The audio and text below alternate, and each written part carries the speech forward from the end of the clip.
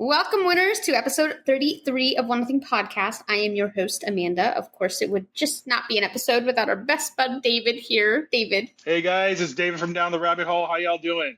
There we go. Some energy, some pizzazz. Yeah. This is our Mother's Day episode. Did you know that, Dayvid? I did know that. You did know that because I tell you stuff. Yeah, some stuff. You do? We do. Not everything. Not everything. No. But we have a lot of fun in store. A little bit of devastating, heart-wrenching, emotionally debilitating too, but there's definitely some fun. And the most fun thing is who we've brought on as guests today. Would you say our guests are fun, Dayvid? Would you say? Oh my God, they are the fucking best. Yes. They're so good that they're both pointing to the wall because the placement on my screen, they're not even pointing towards each other. Not even close, y'all. Heather's like, yeah, the wall. Give it up to the wall. Bookcase coming in. So we have our best gals, Heather and Rachel, here, hosts of Like Mother, Like Murder. Hello, ladies. Yeah. Hello. Oh, man, I wish we were recording video. We're so excited to be here that we're just pointing at random shit. That's what's going on the wall. Hey, I started pointing every direction once I realized that it probably made no sense whatsoever. No. Rachel was full on Brady bunching it up down there. Hollywood squares and that shit. You were pointing at Heather, and Heather was pointing at the wall. So it was pretty. I was like, "What's happening?" Heather's like, I don't fuck with her like that. It's the wall or nothing. I'm pointing as far away from her as I can. And you're in California, so that's extra. Extra far. Well, I'm happy to be here. I don't know about her, but I'm really happy to be here. Thank you. We are. We're very happy to be here. I feel like everything has just been culminating to this point right now, right here. Yes. All the sacrifices that we've been doing nightly, the lambs. Yep. Yeah. Wait. Heather's face. What party did I miss? She tried so hard to stay supportive. She said, She didn't want to out me, but she's like, no. You'll see it go over her head as quickly. You visually get to watch it happen. No way! What happened? Guys, I gotta point something out because I always do this. Heather, behind you, I see water and plants growing on the wall. Yeah. So I don't know why I feel like you're a water sign. Is that right? Oh my God, I am though. Really? Dayvid, we share a birthday. You know this. I'm sorry, what? Oh yeah, you we did. Share you told a me birthday. Yeah. Oh yeah. I don't know. I don't know what they mean, who they are. If you tell me Aquarius, I don't know what the hell. We're in the 7th house. I don't know what the hell that is. So I'm just guessing. And Rach, you have bricks behind you, so you're like an earth person. She's a lumberjack. I have no idea. What are you, Yeah, Rachel? see, me and Rach don't know. I don't know this stuff. I was guessing, man. I haven't worked with Spiritual Sisters podcast yet, so I don't really know what I am. They need to tell me what I am because I have no idea. I'm a Capricorn, so whatever that is. You are Capricorn. I know I'm Capricorn, but I don't know what that comes with when it comes to my moon or my sun or my brick or my wall. Brick wall, waterfall. Dickie knows he's got it all, but and I do. Hey. Yes, that was awesome. Oh my God, I love that movie. I love it. We are so freaking happy to finally have you girls on. I've been wanting you guys on since day one. Finally on, and for not just any episode, but our freaking Mother's Day episode. Yeah, the coolest. Yeah. So being that you both are mothers, you have a bit more of a personal stake in your content than a lot of podcasts. So if you would please tell us the story of how you started Like Mother, Like Murder. Pointing at the wall again, Heather. There you go, Heather. There we go. There's that story. A girl named Heather. She can't point at Rachel. Oh, okay. So we actually started the podcast because I don't know how to sit still. I have to be doing something 24/7, and my life was not busy enough. So I said, what else can I possibly add on here? I had actually just moved cross country away from Heather, and stinky. So I kind of reached out to her and I said, hey, do you want to start a podcast? And before I could even get into any other information, she was like, yeah, about what? And I was like, so she's in for sure. 1940s archaeology. She's like, I'm still in. Down. She definitely knew that I don't even know what that means. So we weren't going there. I'm not digging up no bones. Okay. But the thing is she was super down. And then we both have like the, not fascination, but just the crime junkie in us. Yeah, so that's just kind of like where it started. And we used to have like mom topic episodes in there where we did a couple other episodes when it comes to mom stuff. But now we just stick to the crime on like Mother Like Murder for the most part. So it's kind of where it started. Yeah. Am I right, Heather? Is that how it started? I don't even know. No, you're wrong. You're completely 100% off base. I'm just kidding. You put it very succinctly. I love the name. It caught my attention before I knew you guys. I saw the name and I was like, what? What? I like this. I like it. But I thought you just liked murder. You just liked it. Yeah. I was like, she likes her mother, right? She likes her mother. She likes murder. Makes sense. I was like, we've had a lot of people kind of like come with different directions of like, oh, is this what it means? Is this what it means? Or the fact that like we say like a lot. Oh, it's the real name is Mother Murder, and you just like. That's 100%. Like, no. I bet if you went through our 100%, if you went through and counted how many times I say like, it's really bad. So that makes perfect sense. We're not going to do that. I would wager 110%. That's what I would say. 110. The show. And that was all her. She named it. Well, we actually started off as Wine Time. We were Wine Time. We started, I don't know when we started, to be honest, in almost 2 years ago now. Yeah. Seriously, yesterday it feels like, especially after being off for a week. I'm like, I didn't know how to plug in my mic, to be honest. I had 2 different cords in, and I was like, this is not going well. I was like, hopefully the rest of it goes so much better.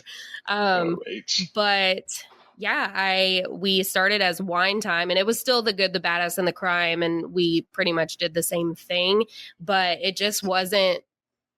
It wasn't it. And so on our 1-year anniversary, we rebranded entirely. And Heather, thanks to her and her creativity, because I can't name shit, dude. Look, Ray to baby. Like, look, we would still be something messed up. So I'm thankful for her. Lil Kim is calling right now, real mad. Yep. So there's that. Okay. You guys covered that Panini girl, right? Am I saying that right? Panini? Is that her? It's close enough. What was her name again? Papini?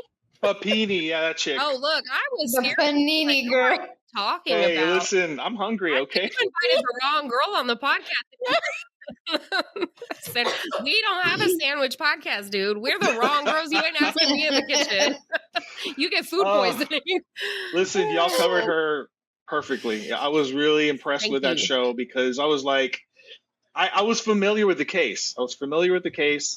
And you guys were bringing up extra stuff that I didn't know. And I was like, I appreciate this because, she was a scumbag to begin with. And I always felt that this lady was lying. I always felt that. Yeah. But, people just, they believe these people. Mm-hmm. And I'm telling you, there's so many of them out there. There's so many of these girls. And for some reason, they're blonde all the time. I don't know what the deal is, but it's the damn blondes. The blondes, damn it. Fox hair dye coming with extra ingredients. My girlfriend's blonde, so just... The one thing Sorry, Angie. One thing I really appreciate about your guys' show is that you will, if you cover a particular episode featuring like a current case and there's a development, you guys actually not only are the first ones to kind of report on that, like, it's like you've got like keyword settings on Google or something, but you guys are the first to know, and then you report on it and you release bonus episodes that like talk more about the updates and stuff. And that is just something that you don't really see. So it's a really neat little bonus feature that you guys give to your listeners that don't cry, I personally appreciate. Not yet. That is so. Thank you for like noticing that and appreciating that. That has like we try really hard. I do actually have Google Alerts set up for some of my cases. Okay, so that's right. It was either that or you have people paid off in the newspaper who are like, call Heather, there's an update. I do. And then Rachel just knows how to get the information. Rachel, like she's very good because she's on like all these local kind of sites that give updates, especially when it comes to the things that are around local to her. And I appreciate you saying that, because we do. We really were like, oh, we need to update on this right now. This is something we need to make sure people know the rest of the story. So thank you for saying that. I can tell you the Kay Alana Turner case was a very difficult case. That's a girl that's really close to me. I live in San Antonio and she's in Houston. Yeah. And when y'all told the case, I was hoping, because it was like 300 and some days, right? Yeah. But I was hoping they would, find her alive or something. But with every day that passed, and that it was her father that was, I follow him now, and he would put the day like every day. And then when you guys reported on that, that's how I got the update. And it was really sad. It's really sad to. But you guys are the first to post about it, which is just really impressive. It shows your dedication to your cases and the people you talk about. Man. I feel like that is one of the things that's super important to us, is when we dive into these people, especially the unsolved or the open ones, and they're missing, it doesn't end with our episode for us. Right. It really is something that I do need to know where that's going. And if I can be involved in any way, if I'm signing a petition, if I'm helping someone else, if I'm sharing literally the shit out of every single thing that I can, that's what I'm going to do, because that is ultimately what those episodes for us are. And with Kay Alana Turner, it was 407 days. And her story, I mean, again, yes, there is answers there, but her story is not over. And we're actually a part of a project that is going to be coming out eventually. So, there's a lot more to her story and her just fighting for justice for her and her family at that point. So that story isn't over either. Maybe the police procedures need to be changed, right? Oh, 100%. Right? I mean, you guys have to listen to this story. It's amazing. And these girls are the real deal right here. If you want to hear Rachel and I get livid at the way that something was handled, just go listen to that episode. Yeah.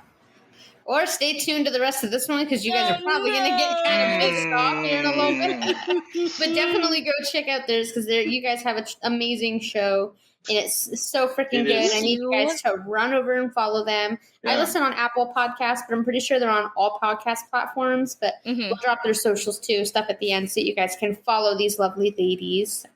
Yeah. Ooh. So exciting. Rachel, you know that this is coming. Heather, I'm not sure if you do, but we have a little game here we play for our guesty guests, a little icebreaker of sorts, and it's called Red Flag, Green Flag. Now, before you give your flags, I'm going to say, got QA here, quality control up here, David. That's right. He is the pass-fail of your answers. You got to come correct. Yeah. If your answer's lame, he's going to let you know. I will call you out. And then you no longer have the chance to offer an answer yourself. It's up to your co-host to answer on your behalf. Yeah. Okay, Amanda, that's genius. A little too much. Yeah.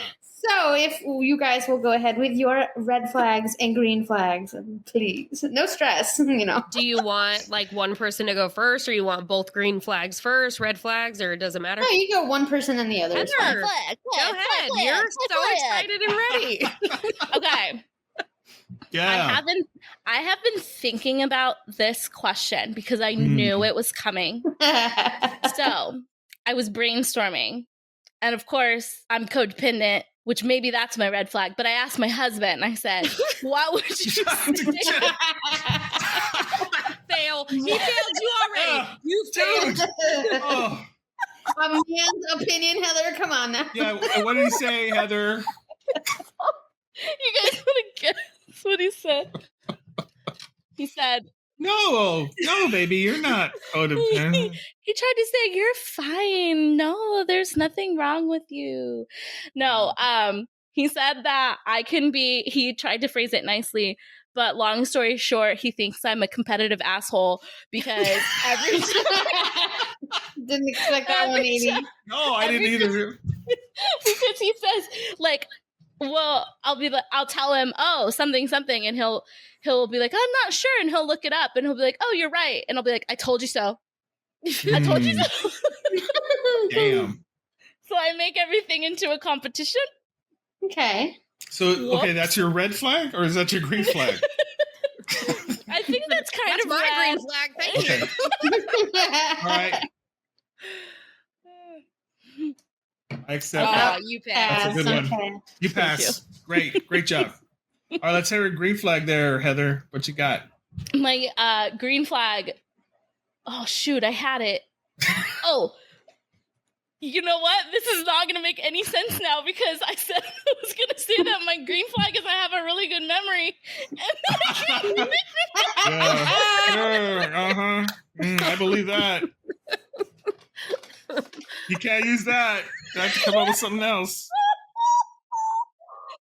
Rachel, Rachel, what's my green flag then? You have to come up with it.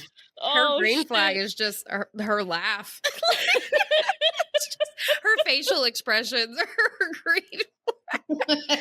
I'll take it. I like it. Okay. What do you think, David? I can't believe I forgot. I don't know. Come on, Rach. Okay. Come on, Rach. Give me something Green good. flag for Heather. Yes. I like how hard she's I thinking. guess I know. I'm like, well, it's really funny. I She's tried. only known me for 20 years. I tried to come not on. think about this question on purpose so that it could be like a raw, like, I didn't want to come here rehearse like, okay, so here is my speech for red flag, green flag, ready, set, David, fail, or pass. I didn't want that to happen. So I was like, okay, Rachel, turn your brain off. So I guess Heather, the green flag, and maybe this is more of like a personal, not for everyone, but I would feel like it's for everyone, but Heather is the person who is always going to be in your corner, kind of hyping you up. If there is a second of kind of like doubt or anything, she's the one that's like, no, everything you do is perfect. Of course, post it. Yeah, do that, girl. You can open that box. I believe in you, you know? So it's no matter what, like she is always the one that's like, you've got this. You've got this. Oh, don't. Oh, I thought you put down. I was like, you suck. So she's basically Flava Flav, right? Is what you're saying? She's your hype man? Yeah. If I can offer I like it. differing perspective as someone who has witnessed Rachel attempt to open a box, I don't have that same faith in you.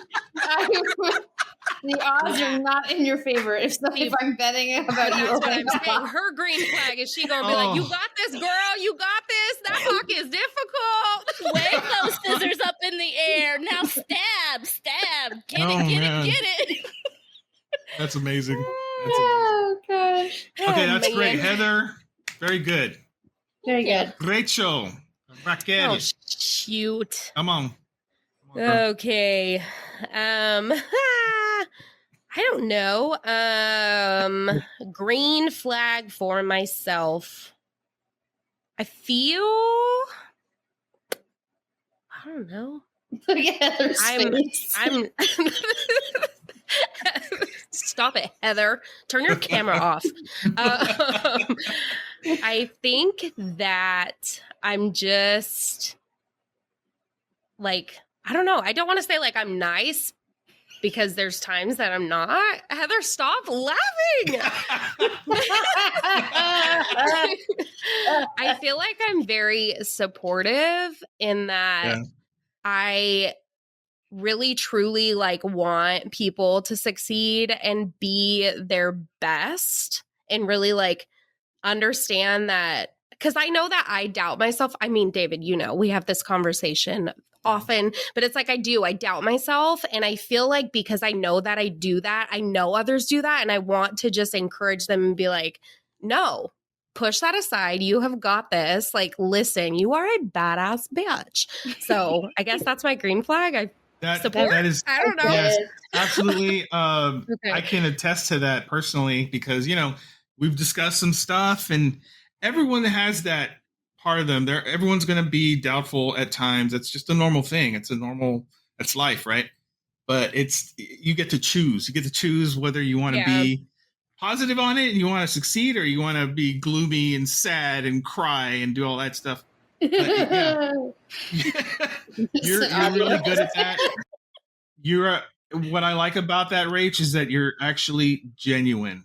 You're it's not fake at all. It's because, you know, there's a lot of that out there, but you're genuine when you say the things, and it's really, really nice because there's not many people out there like you. So I accept that. Oh, Red flag. My red flag.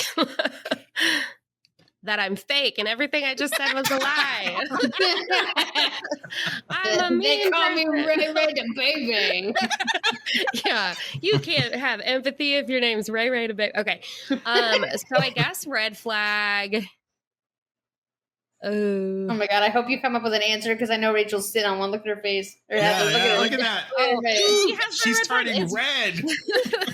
Damn, let me fail on purpose.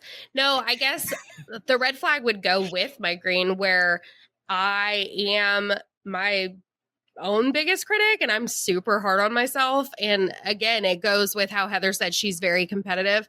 I'm extremely competitive, and it's with myself. I feel like I don't really care to compete with anyone else. I'd rather support you the whole time, but I'm competitive with myself, and I just want to do better than I did yesterday and be better than that. I'm going to say... No, I don't want to fail. Yeah. Don't fail me. You're failing because that's a green flag, lady. That builds you up. That's strength. Heather, please help us out. Kind of, but I was thinking, like, you know, she is running a lap and she has her personal best and she's like, fuck you, eat that shit yesterday, Rachel. Fuck you. Like, green, that could baby. be red if you're witnessing that in the street. I mean, she's making herself better. No one else She's making herself understands me. better. I'm so glad you get it. Fuck you yesterday, Rachel. Fuck you. eat my shit, bitch. Yeah, eat my shit yesterday, Rachel. Today, Rachel's got your ass beat. I'm going to eat some ice cream to celebrate and punish tomorrow, Rachel. Rachel's crazy. Heather, let's hear it. Okay. Red flag for Rach. This is Rachel's red flag. Mm-hmm. if you better ever be nice. Be mean. I'm gonna try to say this in the nicest way possible. Oh, fuck. Okay, good. Oh, shit, there's some tea. Love it. Juicy. Rachel calls Delicious. me, like, you know, we talk all the time. We're best friends.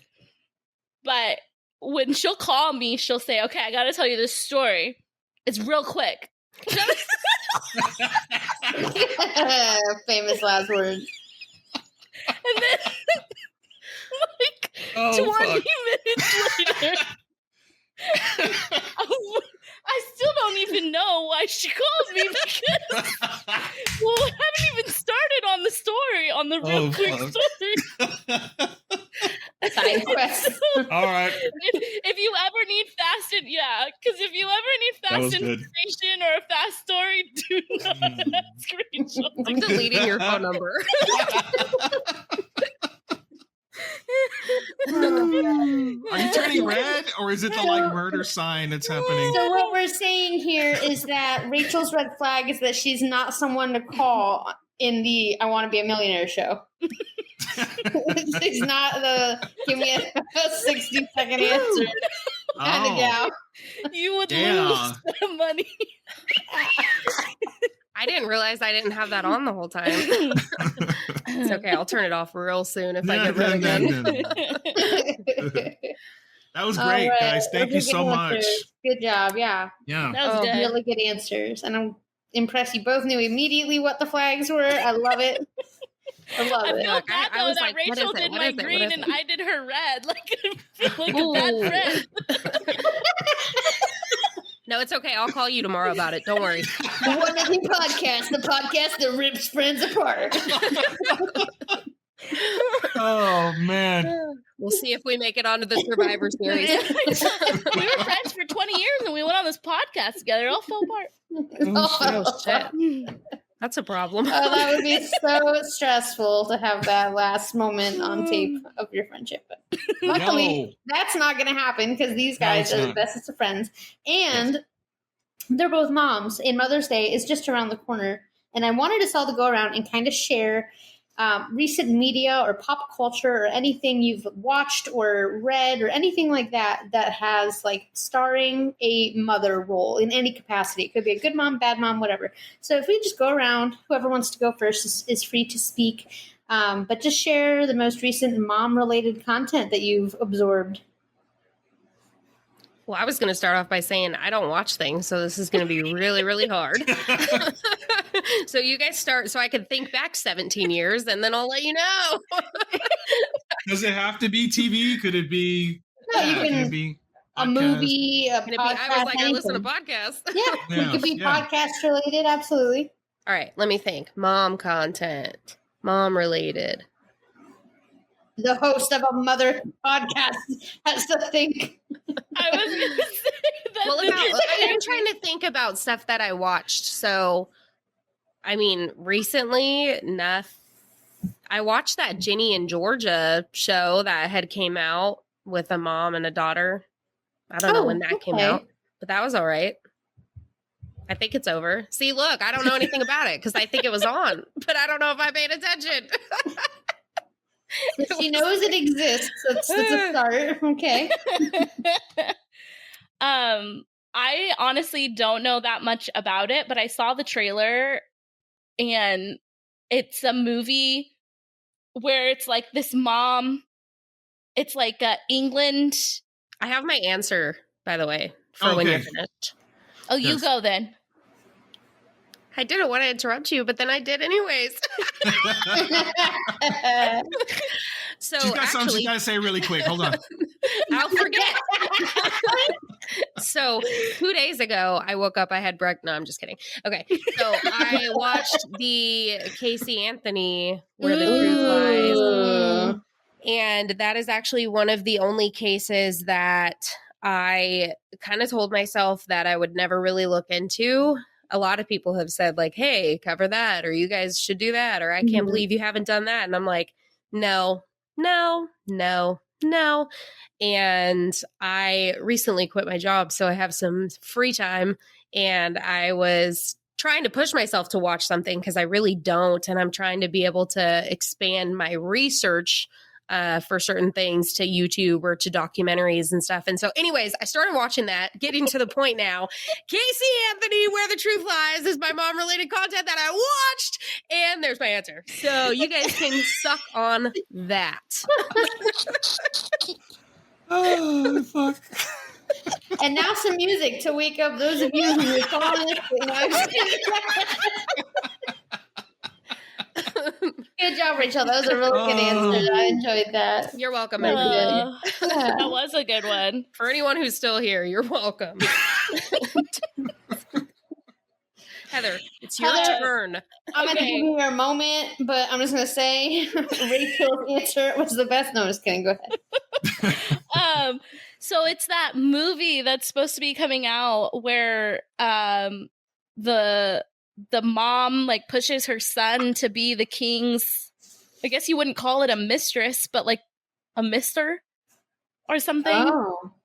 It's like someone. And you're saying you watched this? No, I haven't. I saw the commercial and I was like, is this, or trailer, and I was like, is this based on like a real thing? And so I went down a very deep rabbit hole of down the rabbit hole. I did indeed.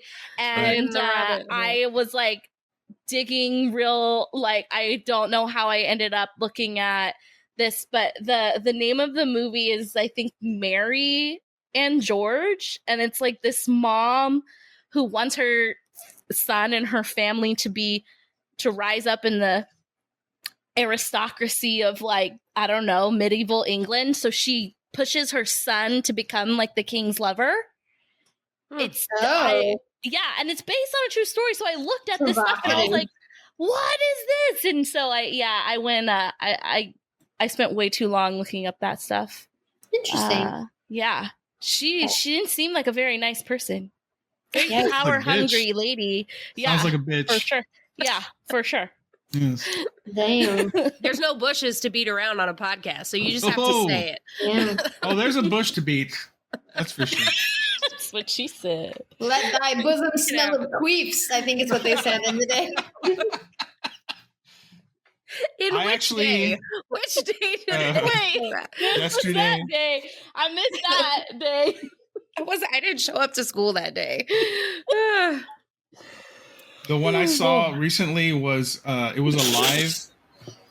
It was a live, and it was about I think her name was Sherry Papini with like mother like murder, and it was cray. We know that. Ray the baby brought the cray.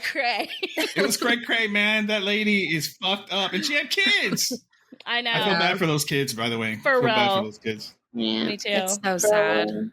Yeah, I couldn't imagine anything. And then, she's supposedly doing better right now and just, Is she out? Okay. She's not in prison, right? She's out. What the fuck, man? Yeah, she's been out. She's living her life. She only served 10 months for all of it. That's bullshit. And she had to pay a bunch of money and stuff like that, but she still, I don't think, has to pay. Yeah, I was like, that was a Hispanic woman. Yeah. She'd be in there for 20 years. I'm telling you this right now. Believe it. We talk about that all the time, how if you see a lot of the, first of all, if she was a Hispanic woman, she never would have made the fucking news. The way that she did. Beautiful. Well said. And then on top of that, if she had got caught lying the way that she did, like there wouldn't have been that amount of leniency given. Very true. Mm-hmm. Very true. Yeah, I don't know why you showed up for that conversation, because good answer. It was fun. I loved it. Good. I say for my answer, I recently and finally watched An American Crime, which is a movie that is basically loosely based on Sylvia Likens, which is someone that we covered, David and I, many episodes ago. Yes. And I will say the actress, I forget who she was. She's a pretty common actress. It's in a lot of works. And she was phenomenal in it. They did miss a lot of things, but I think they did that just to keep the film more palatable, because otherwise people probably would have been running out and vomiting and stuff. Oh. But they did a pretty good job. They did kind of skewer like off base for a part where she had like escaped but then was brought back or something. That's kind of weird because it paints her in a light like she almost went back to her tormentors, which that never happened. So I didn't quite like that. But all in all, it was a pretty good watch, and it was about time that I finally got around to watching that in its entirety, because I seen part of it. But yeah, it was, if you are into that kind of thing, it was a good watch. Just keep in mind that it's a very loose adaptation at times. So gotcha. That case was horrific. Yeah. Yeah, I actually will say I have not listened to that episode of your guys's, and I don't know that name at all. I don't know that name. It's rough. It's rough. I think we had Tyler, the creator, on the show, right? We did. Oh, maybe that's why I skipped it. Just kidding. Totally a joke. Nothing but mad love for him. Oh, man. That's funny. It might be the VP thing. I don't know. I'm not sure. But I'm talking about Tyler from the A Call to actual, Madness. Yeah. That guy. Yeah. Not Tyler, the so creator. he That's wasn't. a No, I knew you were talking about him. I was like, wait. you knew? Okay, cool. You think she just was like, yeah, they know Tyler, the creator, and he's on their podcast? You thought she just rolled with that? Believe it. If we had Tyler, the creator, on our podcast, you'd know. Trust me. If y'all had Tyler, the creator, on your podcast, I don't know why you would have us on your podcast. No, that's not that we're not amazing, but I'm You just are saying amazing, we're no Tyler Heather. the Creator. We actually canceled our booking with them to bring you on. So we were originally scheduled with him, and we said, "Nope, you gotta go." Fuck out of here, guy. Damn. Fuck out of here. That's Nice. crazy. So real quick before we get into some more of our segments, we got our little swag box giveaway. We got 2 winners of this username: Rudy Flores, RUDYFLORES, and Solena, SOLENA. So if you guys on TikTok, reach out to us, DM us, email us to get your swag box. David, pick a city, please, if you would. Let's go with Cape Coral, Florida. All right. My hometown, not my hometown, but where I live. Don't stalk me. If you live in Cape Coral, please shoot us a DM or email us, and we will get you our little swag box over if you're listening. A lot of people are listening. We're going to run out of stickers, David. God, you don't think of these things. Listen. Okay. You want me to pick like a town that has 100 people? Sheesh. All right. Question of the week. So for our last episode, we had a question that if you were to take custody of your child, like if somebody came to you in your family and said, would you take custody of my child? Are you or are you not? And please tell us why. So let's start and go around the corner. Oh, God, what? Just picturing arson and fires because of them at the beginning. It's just, sorry, his red flag. Fires. Setting everything on fire. Yeah, dude, I was a little concerned. I was like, is this guy a criminal? What's going on? Sorry. What the fuck? And then when he said, to this question, he's like, fuck no, or however. That was David. I know, that was David. Fuck no. And then he changed his made answer. me repeat it, too. He's like, I just had a little flashback to that moment. So thank you for bringing that back in my life. It was a good time. Shout out to Billy and Liam. What are we talking about? So we're going to have you guys answer our question of the week first, and then we're going to read our follower answers. So if someone in your family came out to you and said, hey, I need you to take custody of my child or it's going into foster care, what is your answer and why? My cat wants to answer as well, if you heard that in the background. He's like, no, he said. No. Is that take it? That was take it, would right? have said yes. Eli's like, fuck okay. no. Eli, okay. Eli's a dick. Just kidding. Ladies, Heather, give me a. Go what ahead. you got? I 100% would. Yeah, I 100% would. Yeah. Yeah. Yeah. Rachie Rach? Yes. Yes. The answer is yes. Absolutely. I've actually tried. So yeah, never mind. We do not need to get into that, but I have tried to. Story. That's not a quick one. So I was having breakfast and then we don't need You're just going to get one-word answers out of Rachel the rest of the show. I'm muting my mic. You can mute your camera. I'm muting my mic. Mute your camera. I answered the question. It was yes, move on. Okay, good answer. And then David and I, we did answer in the last episode, but just for a recap, you said yes, right, ultimately? I said yes. I mean, there's circumstances. I don't want any kid to go into foster care. It's just horrible. Right. Yeah, I said yes. I wouldn't be happy about it, but I'd do it, is what my answer was. It would be difficult. I mean, let's face it.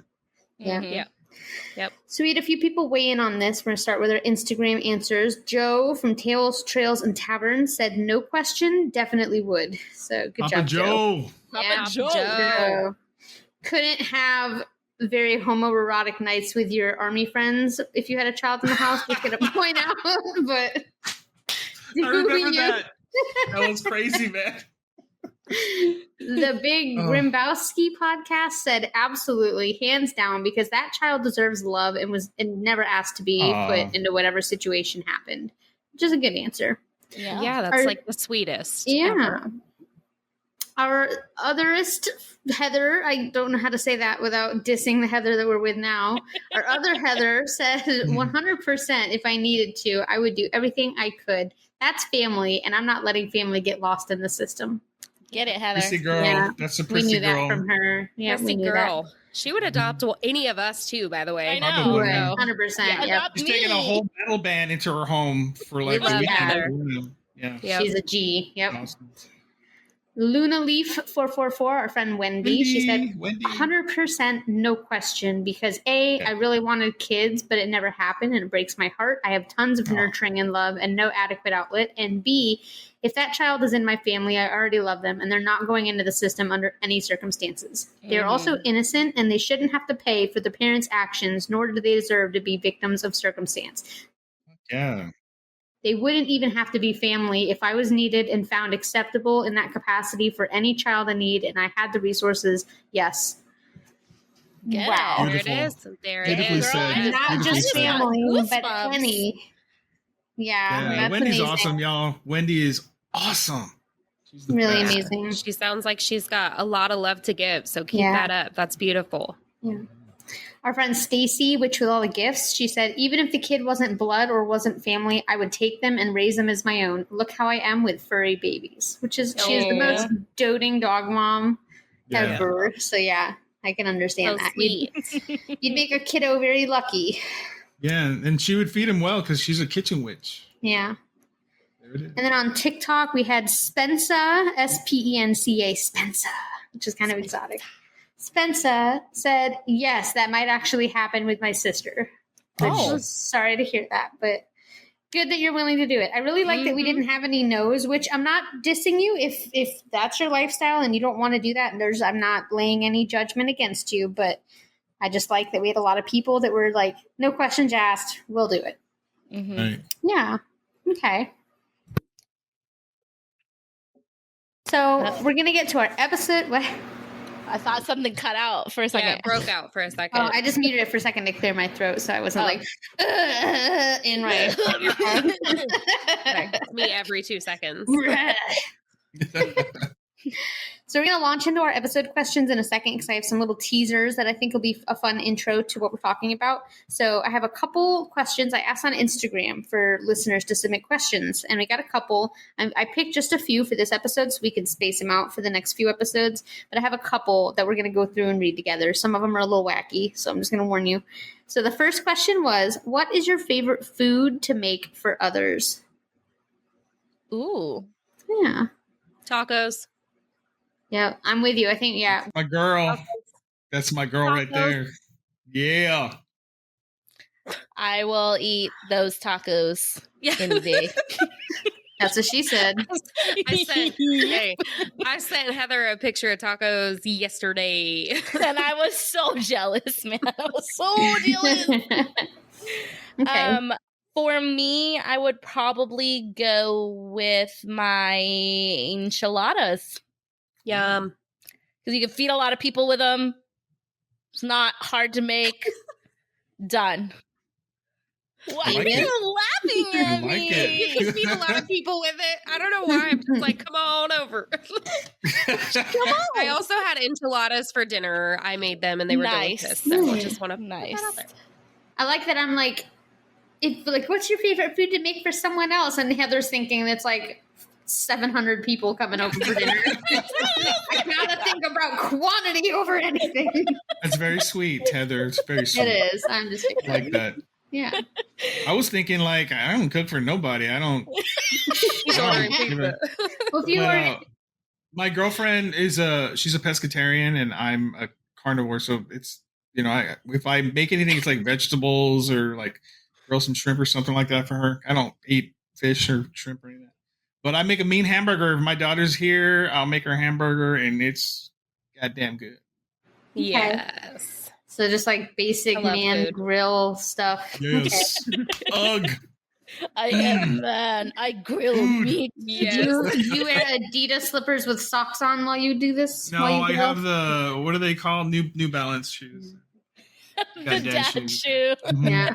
I also have a dad bod. Rest your hands on your hips with your grilling tongs in one hand and just sigh, looking out at the horizon of your yard. Yeah. Yes. I do that too. After every single bite of food from the grill. That's the way to do it.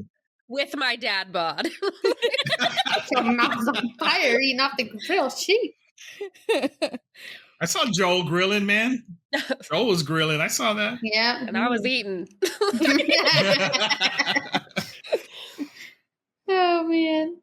Amanda. Yeah, no, it's my answer is the same, tacos, but specifically like wood tacos. Like I would like to take someone into the woods and primitively make tacos using like the shit. Yeah, so that's my I thought you favorite. were gonna, like cutting up a tree and putting in a taco. No. Like, what the? But like wood you tacos? you get like a big rock and then you put it in a fire so that it heats it and you use that to cook your taco ingredients, like a hot rock in the wood.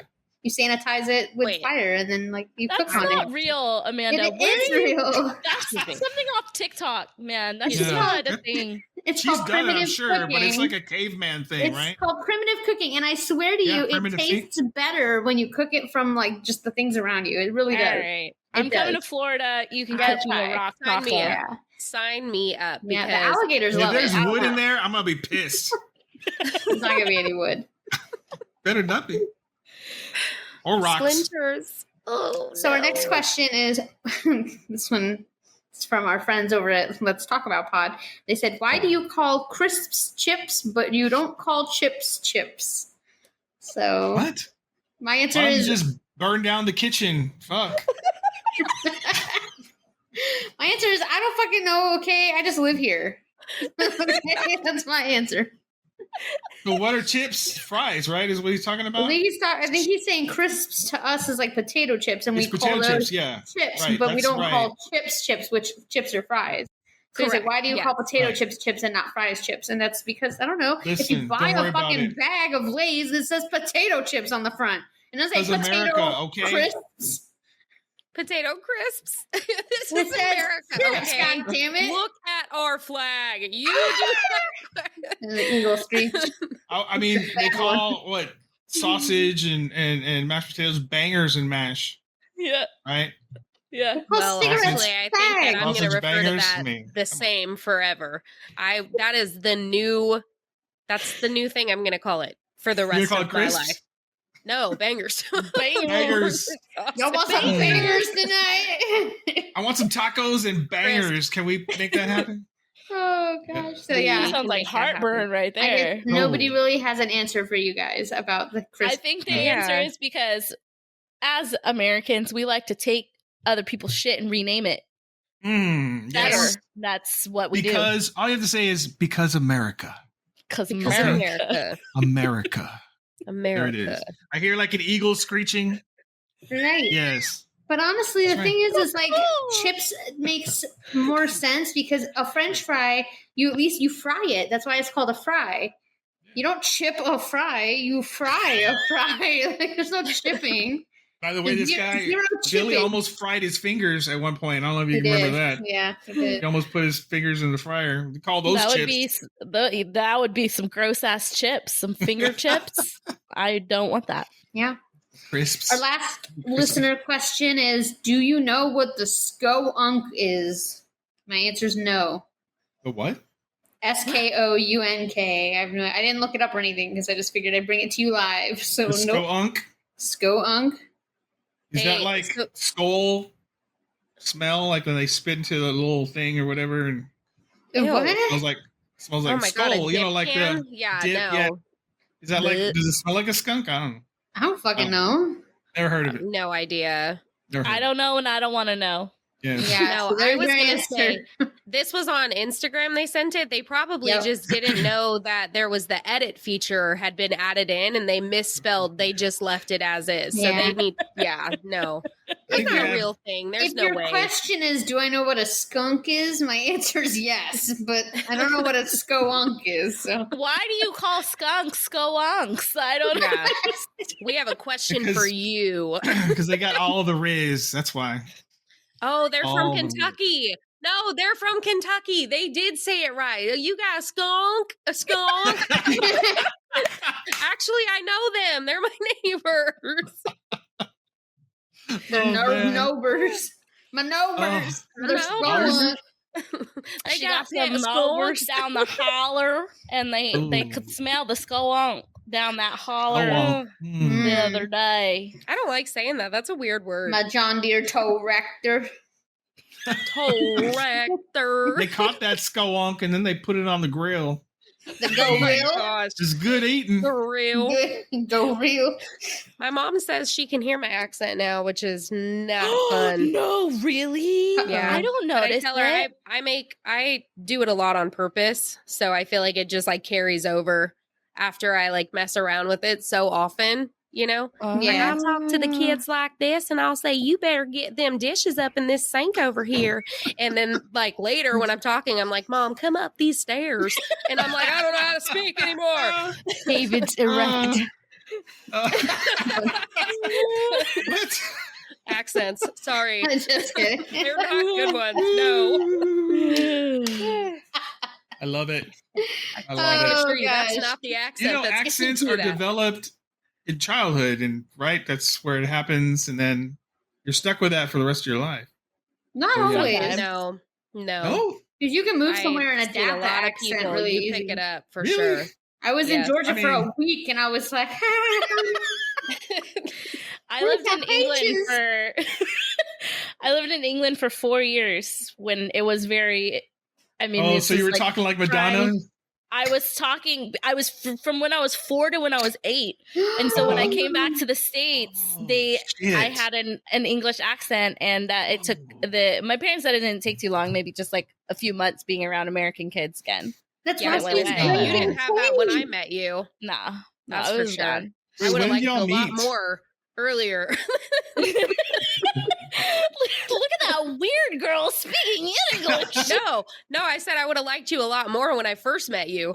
Oh, You didn't apparently love she me didn't. when we first Apparently met. she didn't. No, it's a joke, but I didn't know you were going to cry. The She episode hated me. hasn't started.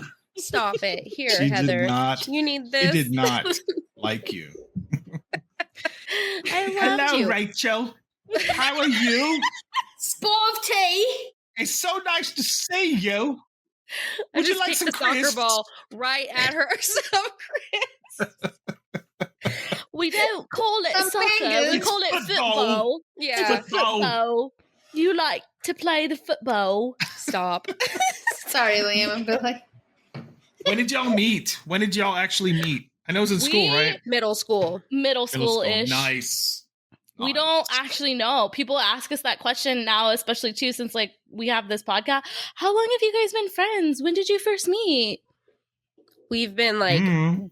good friends, like actual good friends since high school, but Yeah. we knew each other in middle school. Yeah. Cool. So I'm Okay. like, I don't know. Long time. That's when you Long didn't like time. Heather, right? That's when you were like, That's when I loved her. No, that was when And I Heather was loved her going so around much. like, do you know that Rachel bitch never shuts up? Oh my God. I tried to ask her where the bathroom was the other day, and she just went on this long speech. 20 minutes later, I still don't know where the bathroom is.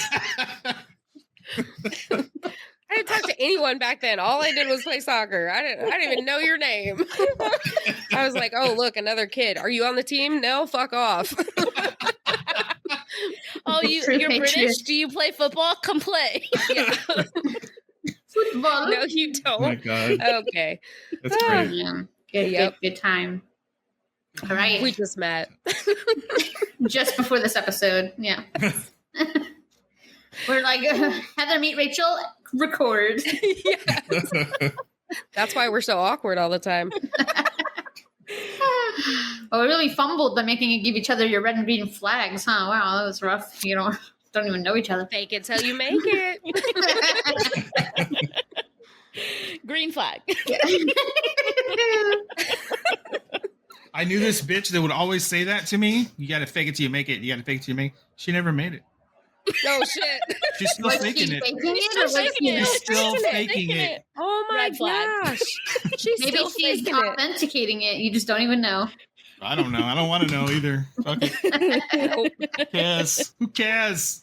Oh, gosh. Okay. So we have some teaser questions in our episode today. So my first question, if you are comfortable doing so, you don't have to, share a time when your mother or mother-like guardian displayed like heroism in front of you, like witnessed her acting in a heroic manner. It can be for something as little as like you got your drink with ice in it and asked for no ice and she freaked out on the lady at McDonald's, or it can be like she jumped in a lake and saved your life. Do any of you remember a time when your mother acted in a heroic manner? I got one, but I don't know if it's heroic. So I was in high school, because before there was junior high, there wasn't middle school. I'm a little older than you guys.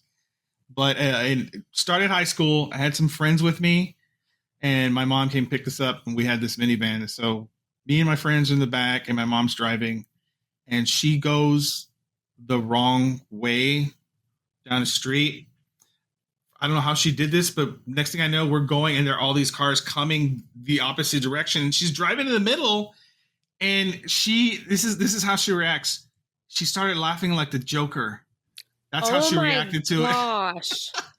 And it calmed me down. God. And then, of course, she got out of it. And I always think back to that, because it was like, what's happening right now? Is mom crazy? Are you sure she wasn't trying to scare you? It was like, ha ha ha, watching you in the back seat. Like. She just started laughing like it was the funniest shit she had ever seen in her life. And I was like, Mom, we're going to die. Like, all right, I'll get off the highway. That is so scary to me. That's scary. It was scary. I literally just did that today. No, the laughing. Oh, yeah, no, the laughing. No. Nope. Good answer, though. Okay. Did either of you have an answer for that? When you were saying that, the only thing that came to my mind was another time, like, I was pretty scared. So my parents were both military, and my mom ended up getting deployed after 9/11, and it was the first time that we ever had to drop her off with, usually they fly, it's fine, they have their baggage and everything like that, but it was the first time I ever had to see her fly with her gun, which I'd never witnessed before. So that one was scary. And then it kind of hit me like, your parents are in the military, like all over again, even though like you grow up with it, you know, it's just your daily whatever until something like that kind of happens. But yeah, okay. So I'd say similar, where it's like scary, but yeah, I guess, hero. Hero. Yeah. For sure. Do I have an answer? I think it's heroic. My mom's here in my guest room listening to me record right now, so that's pretty cool. Hey, Mom. Oh, what's up, Rachel's mom? She's visiting. I said, stay in your room. Flip that Uno reverse card on her. Back it up, girl. I don't know. It's really She's funny right there, Rach. Come on. Well, the best is she would come out here and say it for herself. But when you first said the question, I was totally going to answer in a very jokingly way, because one of the, and this is my joke answer. I'm good. Now everything I say, I think I'm going in a different direction. Okay. Anyways. This is so hard. I'm so sorry. Are we still talking? Sorry. Everyone agrees. Listen, so one time, the heroic thing my mom did was call security on me in a Big Five store one time in my life. Does that count? That's why I was like, it was totally a joke. I wouldn't stop copying her. Like, I was being the most annoying person. She had security take me out of the store and wait with me till she was done shopping. How old were you, Rach? How old were you? Both of you. You know what? No. Just to make sure I understand the sequence of events appropriately, you copied her to the point where she had security remove you from the store. It's so hilarious. Okay. And I do have to say, I was not stopping, and she did give me the look of death that if I continued it, I would be in big time trouble. And she still can look at me that way, and I still know I'm in big time trouble. So you know how that look is. And yeah, I did not stop. It probably went on a good 10 minutes before she actually went through with it. Traumatized the shit out of me. I just have props to that security guard who was like, yeah, let's do this. Took your How old were you, Rach? I was either I don't know. I want to say like 13, 14, 15, that range. That's freaking great. She's my best friend. She loves it. She loves it so much. Story. Hilarious. That's a good story. That's a good one. Man. She's my hero. That's how I end that. Wow. Amanda? Yeah? Your turn. You got one? Your turn. Oh, okay. I get it. Oh, okay. How long can we keep it up, though? Because you know I'm competitive. Not long. I'm already over it. I get bored quickly. I win. So Red flag. I've had time to think about this because, of course, like I wrote this question, but like I just came up with my answer now, and I don't really know why, but I was reminded of this. So in junior middle school, somewhere in that window, I got into a fight with a couple of my friends. And they retaliated by because we all kind of lived in like the same neighborhood, and they retaliated by coming to my house one random Sunday or weekend day or whatever, and throwing pebbles at the window of my living room, which like, and I was like, those bitches, right? But I was like kind of afraid to go out because there was, I think, 2 or 3 of them were out there, and I was like, oh, I can't take on all 3. I'm gonna give my ass a whoop. Even as a kid, I know this. I was like, yeah, no titties to punch in this age range, so. So, it's like 11-year-old boys, right? I mean, yeah, around that age, probably like 12, somewhere in there.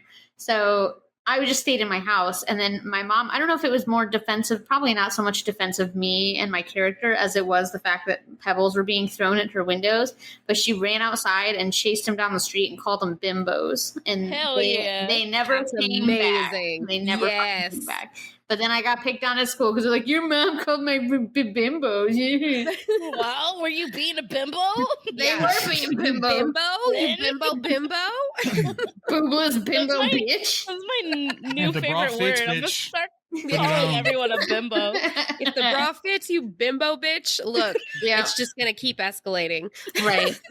That would be mine. Bimbo for life.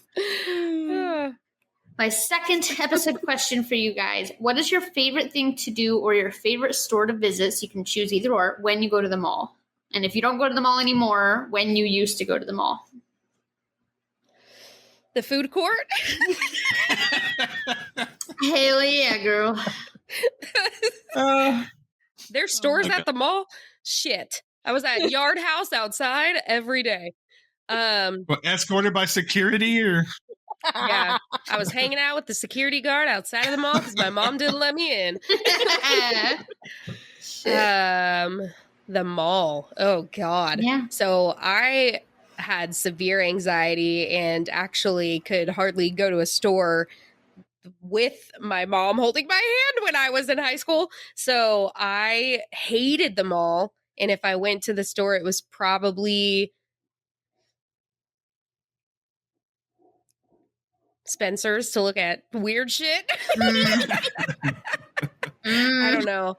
Heather, where's your mall person? I'm trying to remember. So there was this time, Rachel, this is one of my memories with you. We were at Z Mall in high school. Okay, so it wasn't like it's not Aerie, but it's and it's not PacSun. But it was like one of those types of stores. And I remember we were in the store and I was like, that bathing suit's so cute.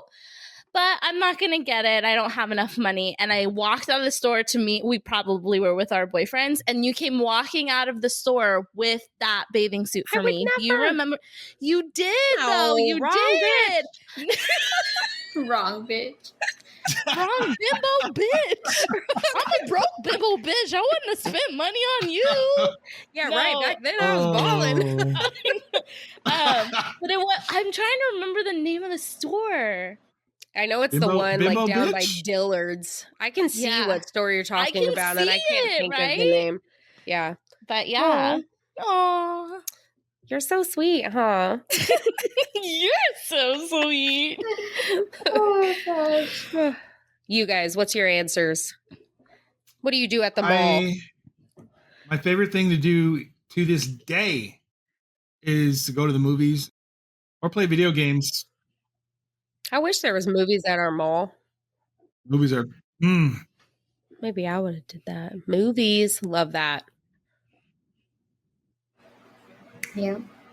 My answer, so pre-education on this kind of market, I used to love pet stores. So I would go into like the pet land and stuff like that. Since being educated on like where those animals come from, it's more sad. So I don't enjoy that anymore. I'm a big food court proponent, and I like Spencer's also to look at the weird things. And I actually had a funny story about Spencer's that I was reminded of when you were telling your story, Heather. And it's very short. Don't worry, Rachel. So my sister and I and her friend Brandy were all in Spencer's, and it was around Halloween. So they had Halloween costumes, like a big section where they're just crammed wall to wall, and it's all chaotic. And it's all dark and seedy and smells like Draco Noir, and you know how Spencer's is. So we are in there shopping, and I don't know why we did this as like preteens because we thought it was funny, but we would go to public spaces and be close enough to one another, and we'd be flatulent, and it would be audible for the other to hear. And the point would be to make it so they could hear it, but nobody else could hear it. It was just kind of like a running game. We were kids, okay? And so Brandy walks up, and she's standing in front of these costumes, and she steps beside me, and lets a big one rip and goes, that one was so loud that Scooby-Doo felt that because I was looking at a Scooby-Doo costume. But here's the thing. Raggy. That wasn't me. It was a girl that looked kind of like me. Oh, no. And she turned around and looked at her and just said, ew, and walked out of the store. Oh my gosh. That's great. Yeah. That's great. That's amazing. Oh, God. But just imagine being in that woman's shoes, and you're shopping, looking at a Scooby-Doo costume. A woman rips one and then says, Scooby-Doo felt that? Like, you know, that woman's she has her own podcast, and she's telling this story as well. Someone connect these two people. These we'll make...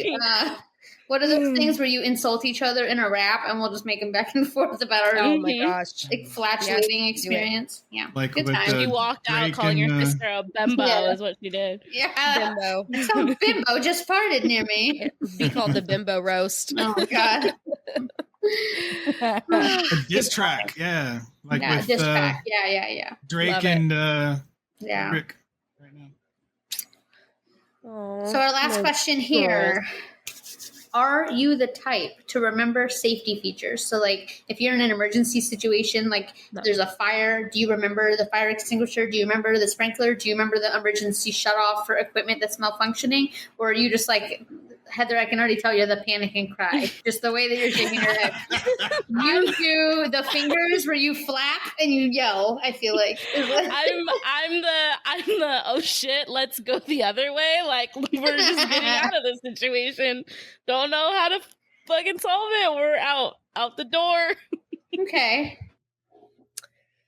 I feel like, no, I'm not going to remember anything you ever try to teach me ever. It goes in one ear and out the other immediately. One air. Where? Air? Yeah. It's in her Kentucky air and out the other Kentucky air. But I was going to say, I'm like super aware of my surroundings though. So I feel like I always know like where an exit is or who's around. I know every single face that has been near me. And so, but not remembering like the safety shit. Okay. No, I'm dying. If that's where this is going, like, I'm dead. I'm not going up the stairs dead. Like, it's not that type, but it's definitely dead. Okay. We're dead is Rachel's view. Okay. I'm dead. Yeah. I like to remember that shit. I actually, like, if I go to a restaurant, I have to sit where I can see the door. Just in case, if I'm in a movie theater, I have to sit in the very back because I don't want anyone behind me. And I know where the exits are. I know how to get the fuck out of there. I see where the fire extinguisher is. I do all those little things. Got to take care of my family. You know what I'm saying? Be there. Be aware. Be square. Be square. Be aware. Yeah. Be a pair. Don't be square. Don't you dare. Don't you dare be square. It's not fair. Go up the stairs. Did you see my hair? I did. I don't even care. I don't care. Get in your lair. Over there? You just stare. But where? In my underwear. Okay, at this point, we've just lost all of our listeners. So It's happening. It's happening. Heather's crying. Heather and Rachel are dear friends. It's not really my goal, this lovely Mother's Day episode, to make you cry, but alas, this episode may just do that. I really wanted to do this case for this holiday because to me, a mother acting heroically for her child is one of the most admirable acts that a human can perform. Well, that anything can perform, any being, the capacity to love unconditionally your child, to sacrifice yourself. It's just always been a big thing of, Rachel's like, I'm not really into this conversation. So. I don't. My light died, and I was trying to let you. I know I can't see you reading, but I'm letting you do your thing. I didn't know I was going to die. Yeah. Well, bye. I'm just kidding. That was good. So I just thought that this would be a really good episode to do for this. So to our lovely listeners, this episode does contain some distressing content, not super duper graphic, but it's still the discussion of a death. So listener discretion's advised. If you can't do this, we get it. All right, I'm out. That's it. As far as I want to go. Yeah, we are ready for it. Oh, I do have Kleenex. I've got As some ready as I'll ever be, I guess. You're going to need Kleenex in the time machine in case, you get in the mood and then, Oh, different reason for crying. Yes. Gotcha. Yes. Gotcha. Okay. Yes. I was like, wait, we haven't even been in the time machine yet, so I'm still waiting for that. We're about to get in it. We're getting in it. Is it time? Is it time? Show him, Dave. Oh, he's got it ready. Look at that. It was ready to go. Put it closer. So clean. Closer. Make it bigger. That's what she said. Hey. There you go. Okay, well, you're in it now. We're in there. That is our lovely time machine. I like that. See, that's the sound of it. Our time machine is undergoing regular maintenance. So a few updates we need to perform there. It's dying. So this is a more unique story in that we're not really just going to focus on the kind of growth through our main character, but we're just focusing more or less on D-Day itself, if that makes sense. So we're going to go back to July 26th of 2015. Does anyone remember what you were doing in July of 2015? I was taking a piss, I'm pretty sure. At least one, probably, yeah. Two. 2 pisses. Rachel's like, well, I was telling a story to Rachel one. I was probably talking. Wait, what's the date again? July 26th, July. 2015, but it could just be July if you remember anything about July 2015 that you were probably doing. No, it was just like January. Oh, July. Yeah, I just had a baby. Oh, You have a lot going on. Wow. 2015 , yeah. I can't really think about, it popped out a human out of me. Well, it was June. I had her in June, but because I had her in June, I had a baby. So in July. Okay. The logic checks out. Your new life as a true. mother. There it is. Okay, that's She's sweet. right. Yeah, I was busy. That's all there is to say about that. True. July of 2015, I had a month-old. Yep. I don't remember anything I was doing. Probably working, if I had to guess. I'm sure I was working. David? Taking a piss. Twice. That's the whole day? There's nothing else? All month long? Just I'm a lot older than you. Yeah. It takes listening a to while. Rachel's story. You don't want to interrupt. So you're just letting her go. You'd be peeing a long time if you had to wait till the end of that. She was having breakfast and she was scrambling the eggs and then a piece of the shell fell in there. And Oh she my gosh. spent all this time trying to take it out and then she touched it. She fell out. Like, I got to start all over. So she made some more eggs and she crashed them in. And yeah, the shell fell back in. Yeah, that happened. David was watching from the pantry, breathing heavily. Rinsing and repeating. I just don't. I've seen you take shots of your breakfasts and they look amazing. Like there's all this bacon piled up and I'm like, You take damn. shots of bacon? Seems I hard. love bacon. She does. It's good. Yeah. Mm-hmm. I love it. It looks Choke it delicious. down. Shots I with don't the eat as pickle much bacon as chaser. I used to, but yeah. Yummy. Just a cup of bacon, just choking it down. Dude, stop. That sounds delicious. Chase it with pickle juice. That sounds terrible. Damn, you speak my language. I love it. You're fucking, just a shot. fucking masochist bitches over here. It's like I want to throw up right now. It's delicious. Are you kidding? Lime and salt on the rim. A little bit of that bacon grease, just a little dab, just a tap. Oh, God. Yep. Oh my God. Well, I cannot tell you guys what the hell I was doing in July of 2015, but I can tell you what the lovely Xiang family was doing. So this family consisted of Liujuan, Wei, and their 2-year-old child. Liujuan was born in the Gong'an County area of central China, as you might know by the names, and she was born on January 1st of 1984. New Year's Eve baby over here. Probably not over there, because I feel like Chinese New Year is different. But over here, you would have been a New Year's baby. There's not a whole lot in her life growing up, apart from just being a reserved, caring, honest woman. In October of 2011, she marries her husband, Wei, and the two celebrate their marriage the old-fashioned way with lots of old-fashioned way. The old-fashioned way. Yeah. With some Netflix and chill. Yeah, no, I'm just kidding. But they do procreate, and they do it well. And before you know it, on September 15th, 2013, Liujuan gives birth to her first and only child, an adorable, chubby-cheeked, and sweet little boy. And he's only ever listed in media by his nickname, which is Tong Tong. Just like Tong Tong. That is so cute. This family moved through life like many others. Nothing really significant enough to be included in any of the research in the media that I did. By all accounts, they're just a very devoted family, and their little boy was very much loved. Do you have an interjection to the story, Eli? Like, my name is now Tong Tong. Hey, we know you don't want to take custody of your family's kids. We get it. Just carry on. Oh, she's... Go. Come on. Scram. Junior. There you go. Hush up. He's never loud. I literally work from home. He's silent as a mouse. And I start recording, and he's like, "I want to be heard in Switzerland."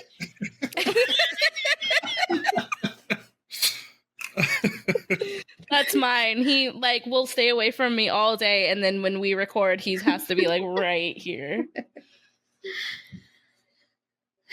So back where I was, by all accounts, they were a very devoted family. Their little boy was very much doted on, very much loved, kind of like hand and foot. They gave this kid everything that they could possibly give. And I'm sure you guys can relate, because as mothers, you do everything you can to give your kids a happy childhood. And I'm sure a lot of that is just doing fun stuff together, like little outings. Do you guys kind of make family outings a part of your schedule for your kids, or do you go places together for fun? I have to. I don't want them in my house.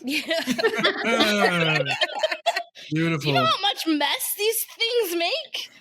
No, yeah. Especially summer, you know. You do a lot of zoo trips and stuff, so you're constantly going. My household's just always busy every single day. They have something from soccer to theater to whatever. So D&D, there's just go 24/7 in this house. Yeah. We never stop. Can't get a story in edgewise. I have to wait my turn. I regret it so badly. So sorry. Oh, man. I find that thing and I laugh. I just can't help it. It does. It's like a, soup bone. Just on it. Thanks, David. I appreciate that reenactment of me. I was going to say. She don't release. You need to start. You better start releasing those. Yes, you will. I'm also recording. I would like to let you guys know. I didn't tell you that in the beginning. Sue me later after I release that. Oh, gosh. So back to July of 2015. So this sweet young family is out. They're enjoying a relaxing Sunday morning at AZG Mall. This is an enormous multi-level shopping and entertainment center in the city of Jinzhou, which is in the Shaanxi district in central China. It's about 10 in the morning, and they're wrapping up an exhausting but very fun hour or so at the parent-child park, which was on the 6th floor of this mall. And in the photo that I have, which is the only photo I could find, is like a artistic version that was probably done for like a blueprint purpose. But it looks to be at least 15 stories tall. And from what I could find, each floor of the mall kind of has like its own theme. So each floor you go on has its own little theme. So the 6th floor is just this fun park that's fit for kids. And that's kind of what they're doing on this Sunday. They're like, it's a nice calm morning. So they go and wrap up their fun on the 6th floor, and they're just walking around kind of thinking about what other activities they can take their beloved child to partake in. And they approach a set of escalators that are leading to the 7th floor, the one above them. And Tong Tong points very eagerly and just squeals in delight. And he's like, please, like, let's go up the escalator stairs. And I can kind of relate. As a kid, I used to love escalators. They were fun to like ride up and down. I love them right now. Yeah. And it's those escalators that are side by side. So it's one going up, one going down. Mm-hmm. And so they're like, why not? Let's just ride up and then we can ride right back down. Give him the fun. Of course, they're not going to like say no for such an innocent request. It's so simple. And it's cute. So Liujuan and Wei smile at one another, and they're like just kind of enjoying the fleeting youthfulness of their toddler and this innocent little request. And his mother obliges and takes him for a ride on the escalator. So they step on. Tong Tong steps on first, and then his mother steps in beside him on the same step. Dad decides he's just going to stay at the bottom and wait because they're just going to come right back down. So they go up the escalator, just riding up towards the 7th floor. Tong Tong's joy just increasing the longer he's on there. He's all excited. So we're going to pause here, put a pin in that for just a second as we pull a little Harry Potter and give you an alternate perspective of this moment from some other people. So 5 minutes prior to this moment of them riding on the escalator, prior to this little escalator ride, there's a much different scenario happening apart from a good time at the family fun park for a couple staff members upstairs. So mall employee is chatting with another, and they make their way to the 7th floor from the 6th. And then the two of them meet at the top of the moving staircase and walk together out of the mouth of the escalator.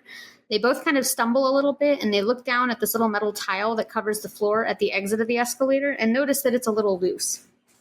A third employee joins them, and they continue to kind of deliberate about it. One of the employees does finally notify whatever appropriate avenue, I'm assuming maintenance team of the mall, and they just stand near the plates at the top, and they continue talking. They don't shut the escalator down. Nobody goes to the bottom to prevent anyone from getting on, nothing like that. And there was not really any crazy concern. Nobody's like panicking or anything like that, obviously. They don't see any real need to do anything, maybe other than just stand there and warn people who are coming up. And so they do just that when they continue standing there, and they see a gorgeous 31-year-old woman and her adorable young child smiling, and they're approaching them on the escalator coming towards them. They call out to her, and they're like, hey, this plate's broken. Be careful when you step off. And like the amazing protective mother she is, Liujuan picks up her son, kind of just hovers him above the ground by a few inches, getting ready to swing him over the entryway so that, he can avoid the plate. I know you guys are going 100 directions with where the story is headed, but rather than telling you, I thought I would show you. So I'm going to send you 2 videos here. The first is going to be a minute or so prior. So this is when the employees notice an issue with the escalator. And it's shown as shot from a security camera placed directly above the escalator. So it is an edited clip because it was aired on the news. It's the only portion of the security tape that shows this part. So I'm going to send it to you. I'm scared. I know. Yeah. I have sent the video to the group chat, so I'm going to have you guys watch it. And as you're watching it, if you could take the viewers through, we're going to talk, break it down per what the research and all that says, but if you guys could just kind of walk through what you're seeing, say it out loud to our listeners.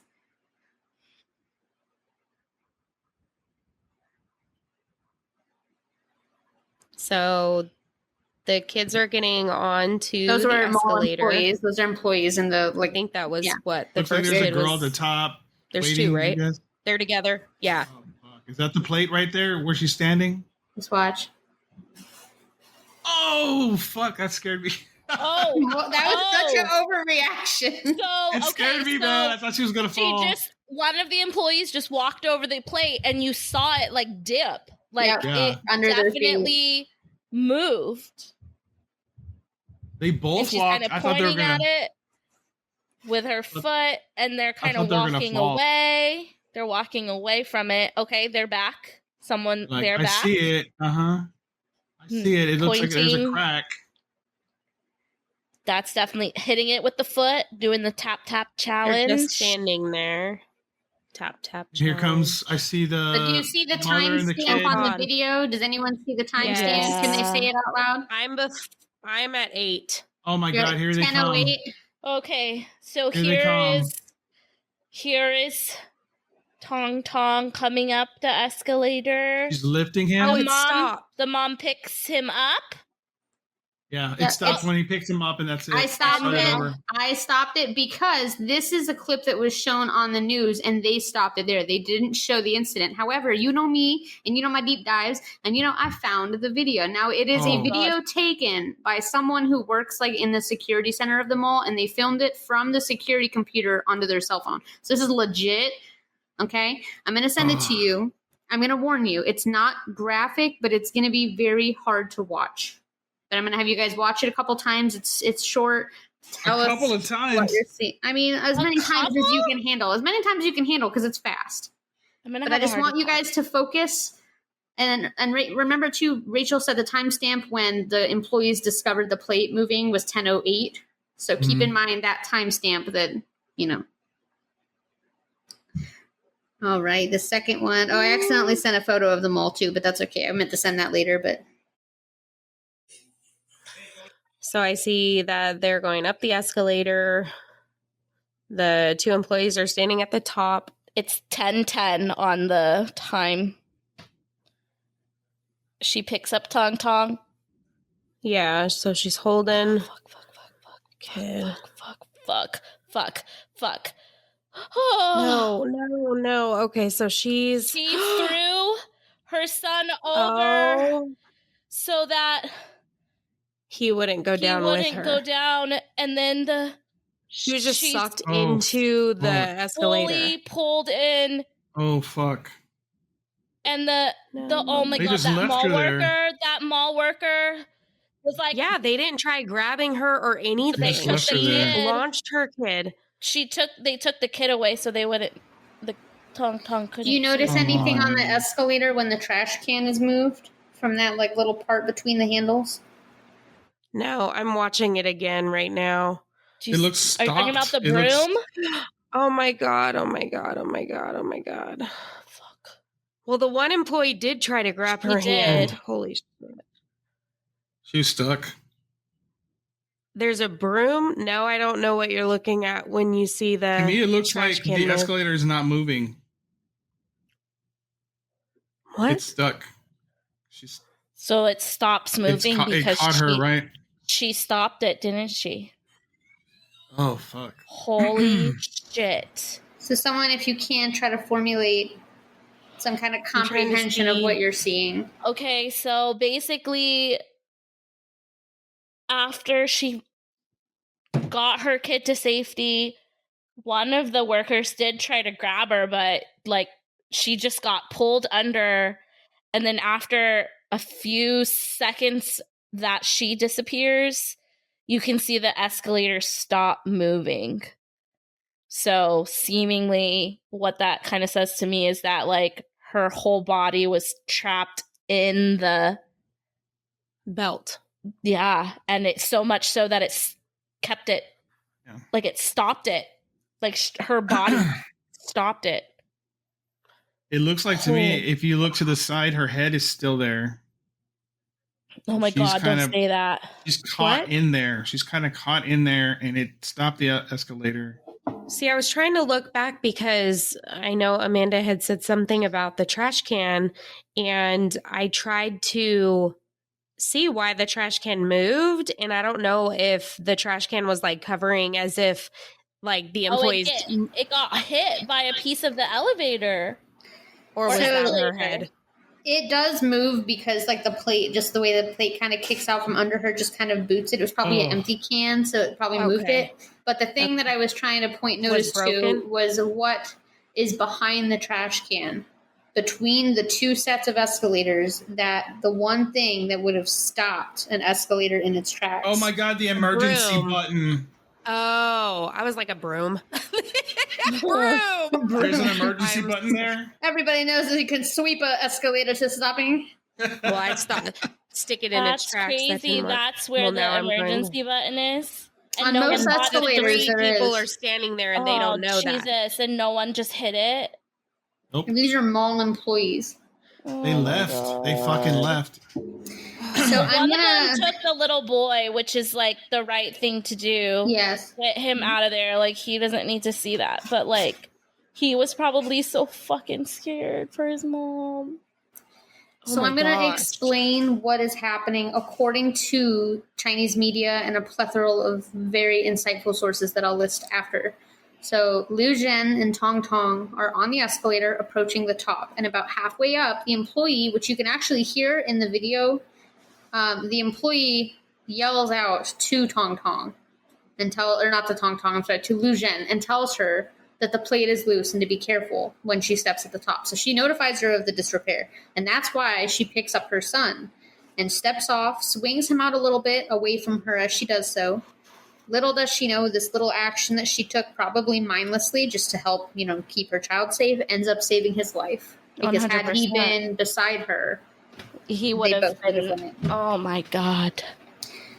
As the escalator steps collapse and fold to go through the top of the belt, Liujuan takes her first step, and she intentionally steps over the first plate, heeding that vague warning given by the mall employee, and she plants her weight firmly on the second plate. In the flash of an instant, before she even knows what's happening, the earth beneath her falls away, and she finds herself falling. She doesn't have time to comprehend what's happening. She doesn't have time to say a word, but in the single split second that she has, as gravity is pulling her away from solid ground, she thrusts her son forward into the arms of an employee. She continues to slide into the gaping hole by the floor, first her toes, then her ankles, then her knees. And before she even knows it, she's ribcage deep in this dark, cramped crevice.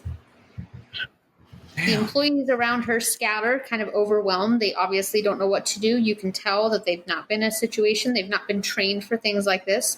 One quick-thinking employee does spring into action, and she lurches forward, grabs Tong Tong, and drags him to safety, which causes another to kind of snap into action. And she runs forward, trying to pull Liujuan up by the arms, and she's joined by another who also tries to pull her out, but it's no use. This heavy machinery is designed to move hundreds of pounds of people at any given moment all day long. And the escalator mechanism is just too strong, and it swallows her whole within 8 seconds. Oh, fuck. Liujuan's compacted and crumpled body causes the escalator to stall, and the employees are trying to process what the hell they just witnessed. Now, mind you, if you noticed in the video, Liujuan's husband Wei is watching from the bottom of the escalator. Oh, I didn't see that. You can see him in the back watching. Chills.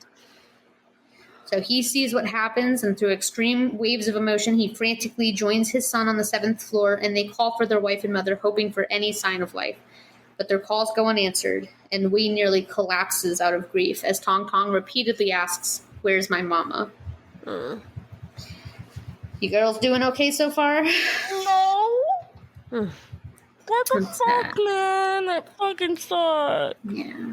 Yeah, not that any of it is okay. I did forget that it wasn't just the two of them there.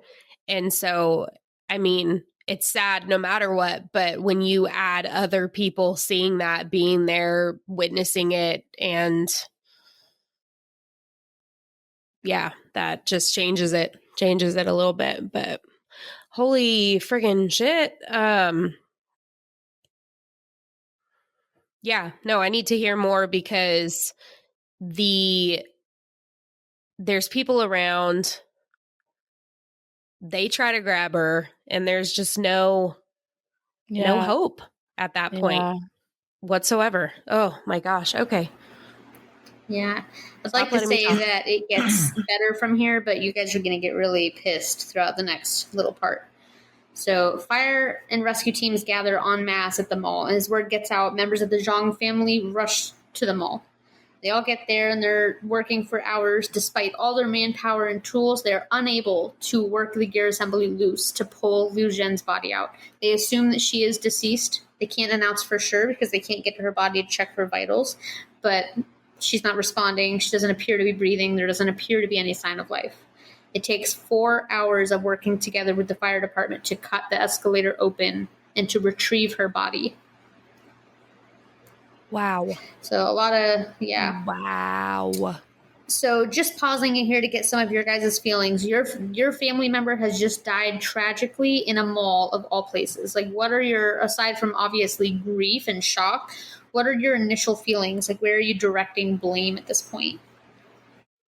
I don't think you can think about that in that moment. Yeah, I don't think you can, it's just you're just seeing, hurt. Yeah.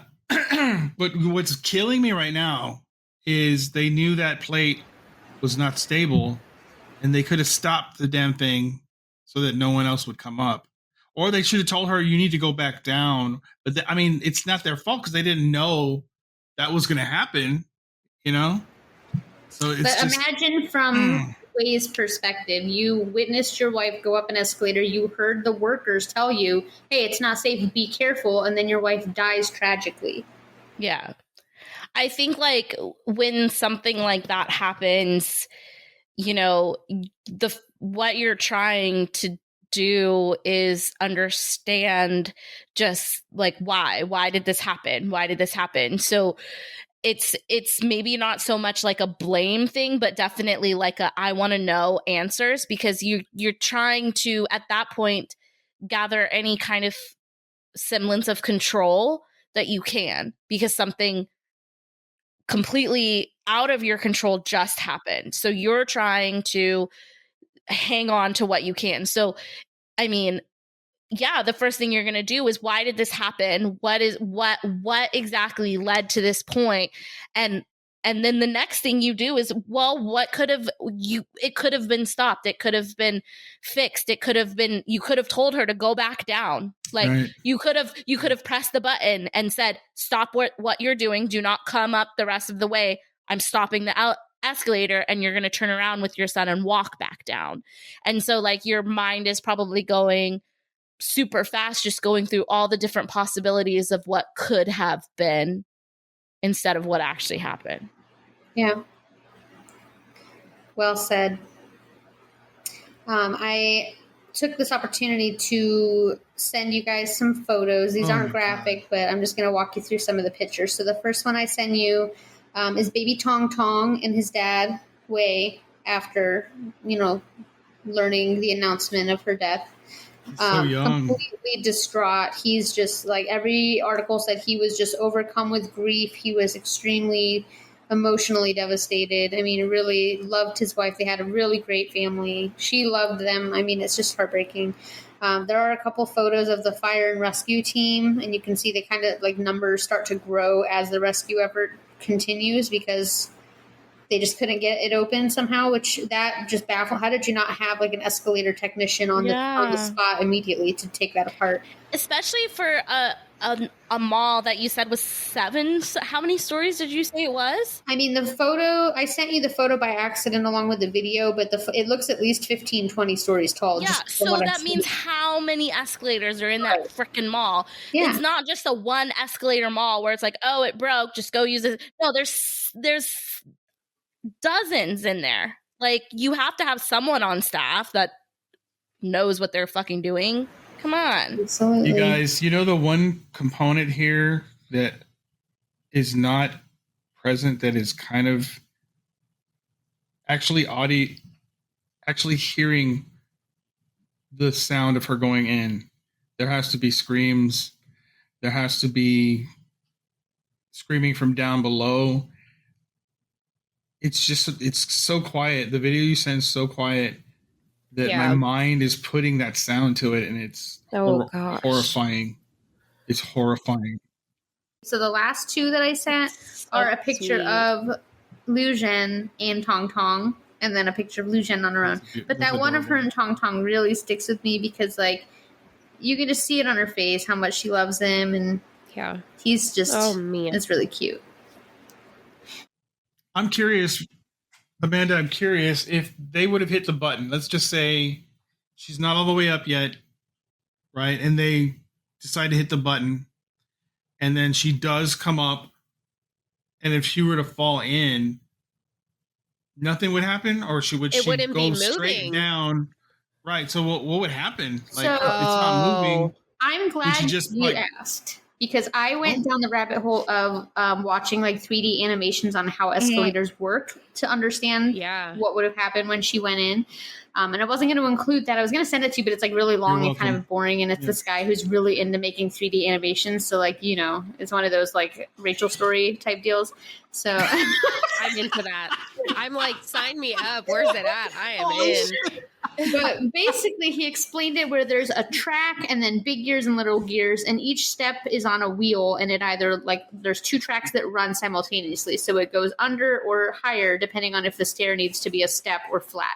So like it doesn't necessarily drag you through it to like where you're riding the chain around it. There's only like a foot of space under the escalator. There's not like a big drop down where you wouldn't fall down to your death, but what it is the space between these rollers is really, really small. And these gears are designed to withstand pulling the weight of sometimes 1,000 pounds of people every day heavy. Up and down staircases. So they don't just really stop unless they really need to stop. So if your question was if they would have smacked that stop button the second she fell in, would it have saved her life? Hands down, yes, it would have. Because she could lose her legs. Good job, Heather. Fuck those plants. Heather just hit her head on her glass plant wall behind her. I would like to say from our podcast that has never happened. So props to Yes, that's the first. Nothing. Y'all won something. Won a concussion. That. Yeah. Why do mermaids wear seashells? Because they outgrew their bee shells. While you digest that fabulous joke, here's a trailer from our good friend over at Cryptids, Creeps and Conspiracies. See you in a few. Psst. Hey, you. Yeah, you. Do you like cracking into curious creatures? Perhaps you ponder the paranormal. Have you ever got a hankering for the haunted? Ever entertained the existence of extraterrestrials? Or have you ever just wanted to hear genuine encounters of any kind? If you have answered yes to any of these questions, then Cryptids, Creeps, and Conspiracy Podcast is right up your alley. So grab your sense of humor and open your mind as we take a journey to uncover the mysteries behind kooky critters, spooky specters, enigmatic entities, and the controversial conspiracies that surround them. Buckle up because we're going to have a good time.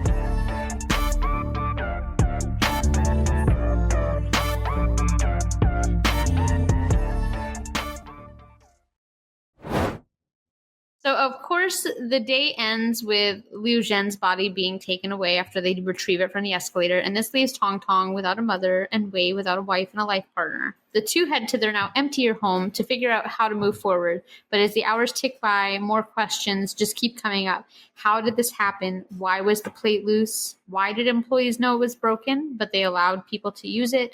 And eventually demand not just from the family, but from outraged members of the public who hear about this kind of happen and they want to get involved. And it's finally noticed by officials, and they have their own questions about the incident and the mall's role in it. So Jinzhou accident investigators track the history of this escalator down all the way to its assembly at a factory. And the factory is corporate giant Jiangsu Suzhou Shenlong Elevator Company. So we're just going to refer to it as Shenlong from now on, because you'll hear Shenlong come up a couple times. To this day, Shenlong Elevator Company is one of the largest companies in the escalator/elevator industry, not through just China, but like a lot of nearby countries as well. They outsource all over the place. They sell, like in 2021, they sold just shy of 9,000 units. I mean, and we're talking about an escalator as a unit, so it's not like a Skittle. 8,000 escalators is a lot of escalators. So they're pretty big top dog in the escalator elevator company field. That's what I'm trying to get at. So this problem escalator, as we'll call it, departed the factory on July 1st of 2014, a year prior to this incident. The escalator was installed in the mall and operated without incident. It underwent its required maintenance, which was performed by Hubei Special Equipment Inspection and Testing, and that happened on March 16th of 2015. It continued shuffling thousands of mall goers up and down between the 6th and 7th floor for many, many weeks more until July 27th, which was just 4 months after the inspection took place. So this left even more questions about what happened, but very minimal information was making its way out of the mall officials, and family just continued to press, hoping to get any kind of shred of information about who was responsible. And the mall is just being really tight-lipped about things. And the only information they're able to smuggle out is that the screws were loose on the plate, and that's why the plate slid out from underneath her. So just a small piece of information as that might be, the family pounces on it, and they're like, urging people to investigate more into that. And they're able to talk to Charles Wong Kai-han, who is the lift and escalator safety expert. And he says, quote, using screws is not a reliable or safe design, and even called the escalator questionable if it relied on screws to fasten such a precarious footplate that people use every single day. So he's calling out, like, who the fuck built this thing? So one media outlet, Wuhan Evening News, they falsely reported that maintenance had been done on the escalator and that someone had forgotten to screw the screws back in. There's no evidence to support that. Like, there's a pretty extensive maintenance history log on the escalator, and there's nothing saying that someone worked on it. So we're going to talk about that a little later, about how that might be some fake news. But still, lots of questions. The family are like, okay, great, the screws were loose. Why?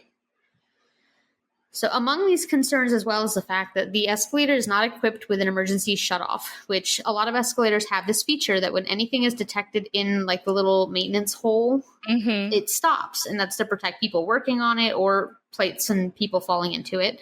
Yes. And there was an emergency shutoff switch, as David, as you noticed in the video, when the trash can kind of falls away, there's one in the middle. Of course, they were panicking and probably didn't even know it was there. So that probably comes down to a lack of training in general from people at the mall. Right.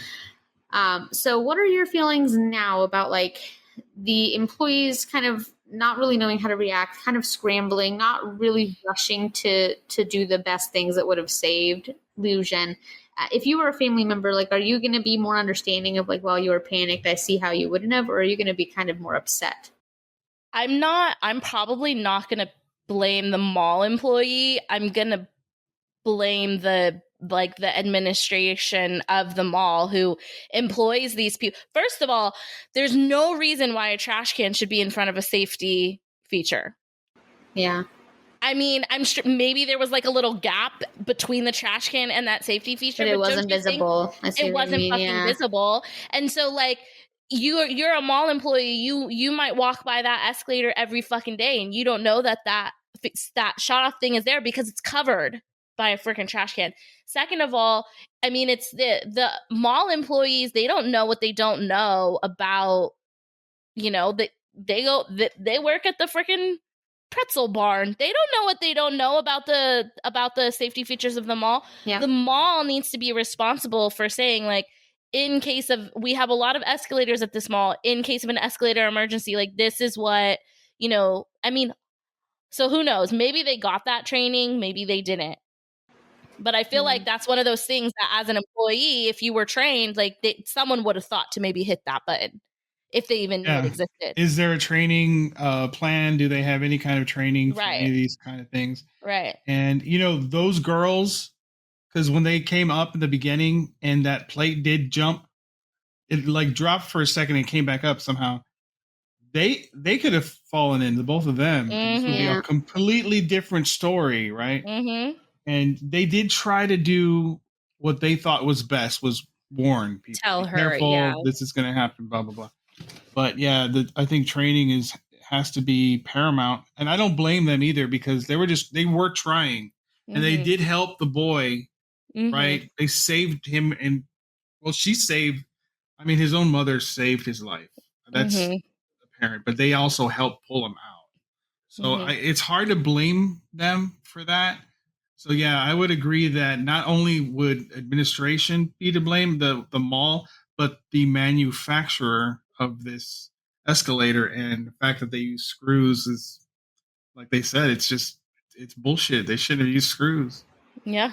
And if something that with that much potential to hurt somebody, if it's something like this plate's being held with little screws and someone could potentially die if they loosen, there needs to be a protocol in place to be checking those, like As soon as they open the mall, they're going around and testing and making sure that they're all like, if that's something that easy where people, and that's just so terrifying because like how many times have we all ridden an escalator without thinking twice about that plate at the end of it? Yeah. And we're entrusting that these malls are doing the right maintenance on their equipment to keep that from happening. But the reality is that could happen to any of us at any time, anywhere. Which is so fucking scary because I've literally been in that position. Because kids, especially when they're little, they don't know to do that. Like, because that initial step off an escalator, right, can be like, so a lot of times, you like pick them up a little bit and you help them get onto that first. So that's scary as fuck. Well, people have been caught on that thing. And it's happened where people have been caught in either their clothes or whatever, just pulling them in, and it's just destroying them. So that does happen, and I thought this was where this was going. This episode was going to go that way. Well, and like you said though, I mean, didn't you say like there's supposed to be a safety feature that if anything gets kind of caught or goes into that area, like automatic shut off. You shouldn't have to press a button. You feel some sort of jam, it immediately says something is wrong, sensor turn off. And so where's that? Where's that feature? And I'm really glad that you guys asked that because it's an excellent segue into this next little part. So along with this information about all of these questions coming up about the safety of the escalator that they have in the mall in general, there's also some concerning statistics coming out of the Xiang Elevator Company. So in their research, they discover multiple other accounts of fatalities and injuries involving escalators and elevators. And in June of 2015 alone, there were 5 escalator or elevator-related injuries in China, 2 of which were escalators sold by the Xiang Elevator Company. Wow. That's a lot. 3 if you count this incident, technically. So the majority of escalator incidents were from this one company. So in a year. In a month. I thought you said 5 in the year. In June of 2015. Month. Yeah. Holy shit, dude. Wow. Yep. So these incidents included an elderly woman whose elevator fell 19 stories, a 4-year-old boy who was trapped and killed in a supermarket escalator in front of dozens of horrified shoppers and onlookers. Yep. And then the link between them, the Xiang Elevator Company, which I find interesting. So 3 out of 5 are by the same company. So, of course, some questions are coming like, okay, if this company is producing shoddy shit, why are they being allowed? What are the standards? Whose responsibility is it to check to make sure that they're producing safe equipment for these people? I mean, they're selling 9,000 of these a year. Right. So lots of questions going around. Pressure continues to build, and the investigation is still kind of being facilitated. And they find a little bit of cause because, like in China, what happens is their main point is they're trying to declare cause. They're trying to say, you are to blame. And then whoever's to blame, they compensate the family of the one who's lost, which I find, China has some pretty I'll just say it. They have some fucked up shit. They have they believe in the death penalty. 99% of their cases are convictions in China. Like they have some pretty tough court systems. But I do like this rule where if you cause the death of someone, you pay their family. America, you don't have that a lot of times. How many cases have we covered, David, where the victims blatantly have been at fault and have not been compensated? So that's what the family are doing. Like we have these costs, not only the funeral arrangement costs for this, but now I'm a father, a widowed father who has to figure out work and caring for my child full time on my own.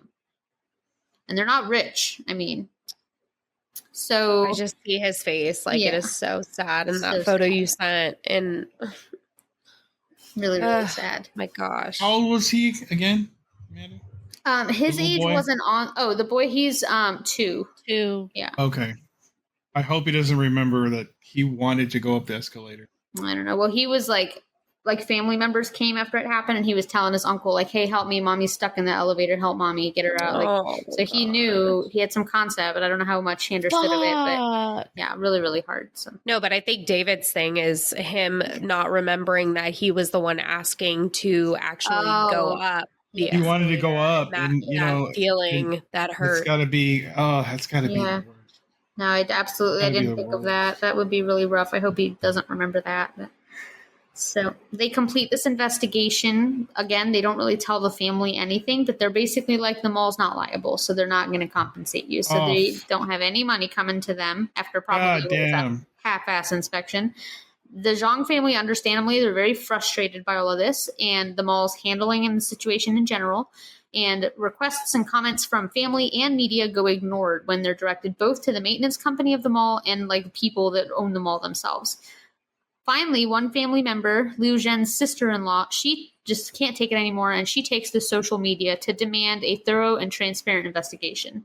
And she is raising hell. Fuck yeah. Spreading awareness. Yeah. Yeah. So she's like, my family's been victimized and torn apart. My brother has lost his wife and the mother of his child. And the fact that you guys are not telling us anything about this investigation, about why the screws were loose, they're not like compensating us. Like, why aren't you? You're not talking.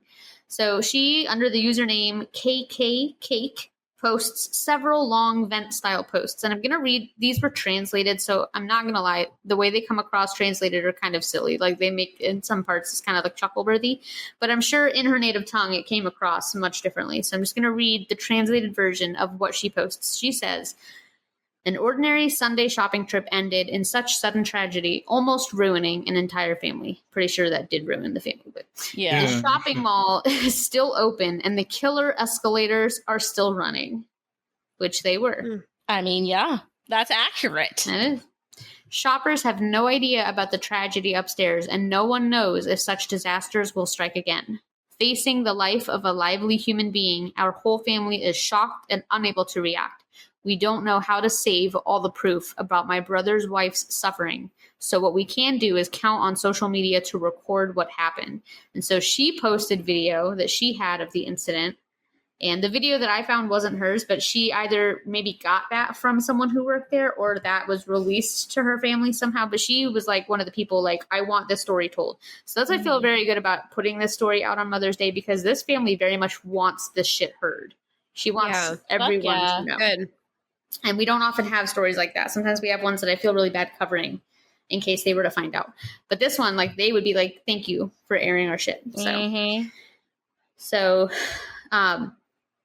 just apart from kind of posting everything online, that's about all of that they have. They've already been ruled against, responsibility wise. They're still trying to figure out what they can do in terms of paying for her funeral and helping way through the situation now as a single father. And it's just, they continue to be vocal. They're still trying to get their story out there, but nothing really changed. I couldn't find an example of justice here. Like, nothing changed. There wasn't any new regulations about escalators. The escalator company hasn't been like charged with anything, considering all of these incidents made by the same manufacturer. There's really like nothing.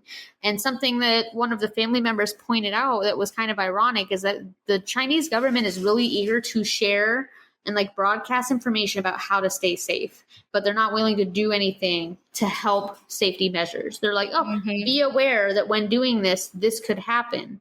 Okay, well, why aren't you taking the steps to change regulations so that doesn't happen, rather than just spreading awareness and making everyone tiptoe around China all the time? And I think they're absolutely right for feeling that way. They provided like a few other examples, and I can't remember now what they were, but they had like commercials aired and stuff like that to bring awareness. And it's like, but you're not doing anything. Yeah. That's like a victim blaming thing. It's like, if you don't want this to happen to you, you need to take these measures, instead of, we need to fix this. Like, this is a problem. On August 3rd of 2015, 8 days after this incident, Liujuan's body was cremated and laid to rest finally. I did find some statistics. I couldn't find a study to confirm this anywhere, but some statistics that I found that said 80% of escalator injuries that occur in China happen due to bad maintenance or a lack of maintenance. It's like, this is like common tracks, yeah. Like that tracks. Fucking sucks. So this is a very tragic, little-known story of Liujuan Xiang and how she sacrificed herself in her last moments to save her child. So having heard all of this, what is your guys' opinion? Like, are you mad that justice was never served and that nothing really happened out of all this? Yeah. Yeah. I mean, I feel like even if there's not a way to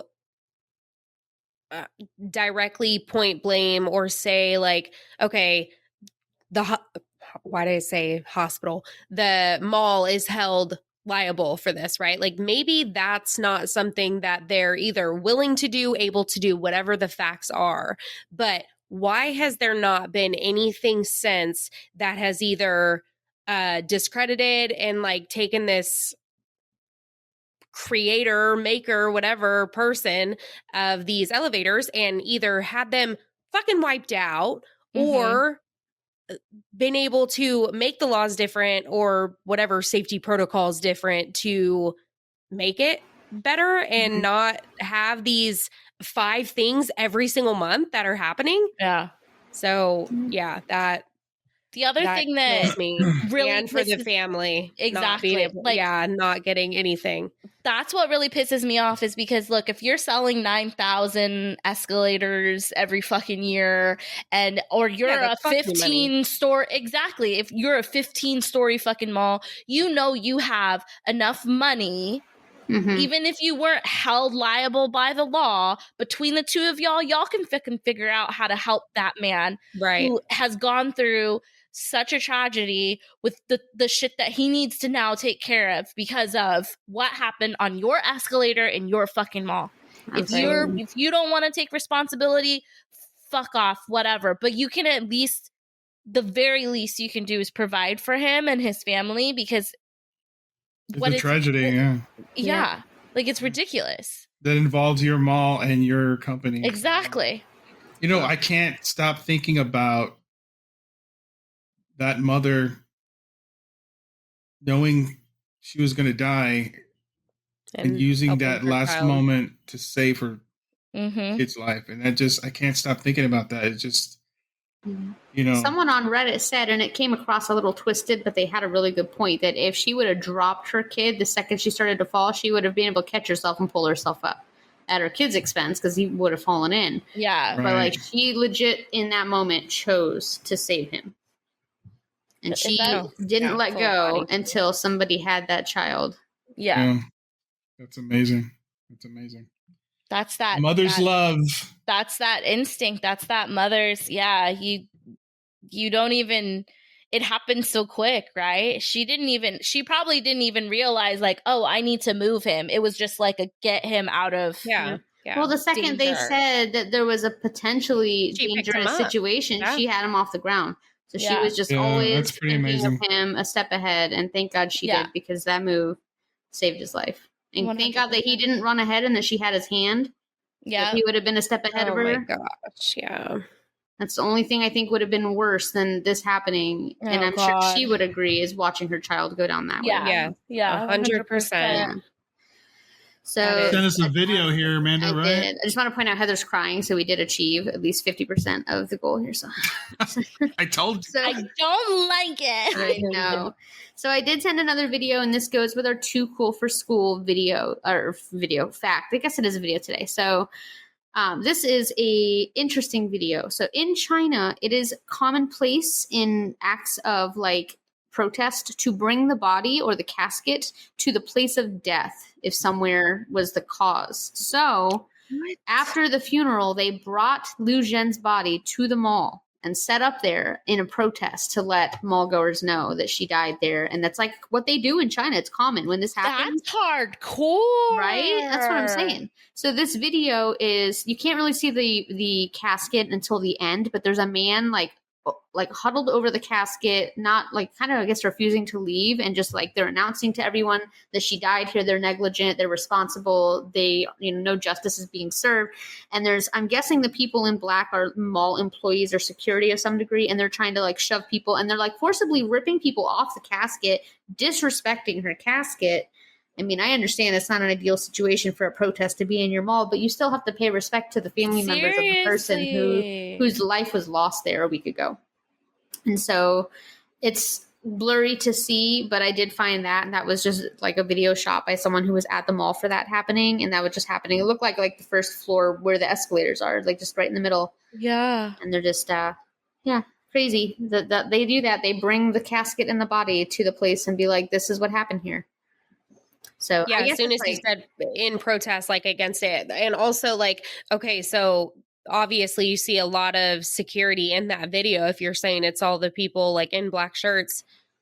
So they upped security at the mail, but they didn't. Yeah. And maybe not, but still it's like you're doing the safety measures of the people, but what about your actual structure and you know, things that are hurting people? Yep. My goodness. So we're going to do a quick bloop through the sources that I used today, and then we'll wrap it up. But we have a number of sources. A lot of misreporting happened through here. So let's go through the ones that actually provided like factual information in media. We had xinhuanet.com, which I extensively translated because it's a Chinese article. Bike.com, which is also a Chinese article. ChinaDaily.com, Daily Mail, Xinzhou.gov, CNN, Independent.co.uk, and then Daily Mail and BuzzFeed News. They had links for the videos. And then our big pals on Reddit for posting the footage of the funeral and the protests in the mall. And to the mall security person who leaked the footage of her actual death so that this family could do what they can to get the word out and get justice. So this should definitely not have happened. And it's really tragic. And it's more so tragic that, you know, this family is this only happened in 2015. So they're probably still struggling trying to figure it out. Absolutely. 100%. Hong Kong is like, 11? Oh my gosh. Now? No, he's 8. 2015 to 9. He was 2 in 2015. No. Oh, he was 2. Yeah, years. my bad. Just kidding. My daughter's. Yeah, so for like the perspective of an employee or a family member or anyone, is there anything in the situation that you would have done differently if you were on the receiving end? Like obviously not like the CEOs of the mall who have the ability to do something, but just as victims of this tragedy, the employees, the family members, anything that you would have done differently? I don't know. It's like, it's one of those things that's really hard because we talk about it all the time. In the moment, I really don't know how to tell you how I would react or respond. I feel like, you know, grabbing the child, moving the child out of harm's way, moving the child from watching his mother be taken down at saving his life. You know, that is hopefully how I would react, you know, in helping the child. Hopefully I would react in grabbing her hand and trying to pull her. Hopefully I would be smart enough if I was trained to press that button and stop it from happening in the first place. But it's hard because if you weren't in those trainings, if you did not know that, you're not going to know about that button, especially with a trash can sitting in front of it. And then some people freeze, some people oh my gosh. And then thinking of her family down at the bottom, her husband down at the bottom watching. Nope. Go ahead, Heather. What are you thinking? It's so annoying because we see this a lot and in some of the cases we cover too. It's like there are so many points along this whole thing that would have just never would have happened. Anything was different. Yeah. Like if the elevator had the right shut off, like the way that if anything gets in there, it's just supposed to shut off. Like that is a given. If once the employee slipped the first time, they were like, oh, shut the elevator down. If once they saw the woman, once they saw a person coming up, especially any person, and especially a person with a fucking kid, just say, no, this is unsafe. We don't know the situation. Turn back around and run down the escalator. Like we can't risk this. You know, there's just so many points along this whole entire thing where this didn't have to happen. And that's what's just so, Yeah. It makes me mad and sad. I knew it would. Yeah. I have a lot of feelings about it. I know it. A woman is approached by a man at her recently deceased husband's funeral. The man asks her, "Do you mind if I say a word?" The widow replies, "No, go on ahead." The man stands, clears his throat and says plethora. "Thanks," says the widow. "That means a lot." Now here's an amazing trailer from our friends over at Cold Tapes. During a dark and desolate winter over, British behavioural scientist Drew Fairfield has been found murdered. Your job is to solve the crime. To do this, you need to immerse yourself in the victim's diaries, interviews, and secret recordings alongside DCI Tessa McAllister as she leads the investigation to uncover the truth about Drew's death. There are only 16 people left on the base, and the murderer must be one of them. Establish motive, opportunity, and alibi for each of the suspects, and figure out who killed Drew. Head to coldtapes.com where you can sign up and charge your suspect. Correctly identify the murderer, and you'll be entered into a draw to win the prestigious title of Super Sleuth of the Year at CrimeCon London and a £10,000 reward. Over 18s and residents of Great Britain only. T's and C's apply. So I did want to bust out a new segment that I thought would be fun to do for this called Shit They Fucked Up. And I just wanted to do this because... apropos. Yeah, this is one of those stories where little inaccuracies can really change the way that you look at Liujuan. And there's a lot of hearsay about shit, and I'm going to fix that right now. So if you guys ever hear people talking about this case and they're getting some facts wrong, you can school them. So first... Yes. A lot of shit that regurgitated by the media indicated that she was 30. She was 31. That's not the biggest deal. Someone said Tong Tong was a girl, like a little girl. Tong Tong's definitely a boy.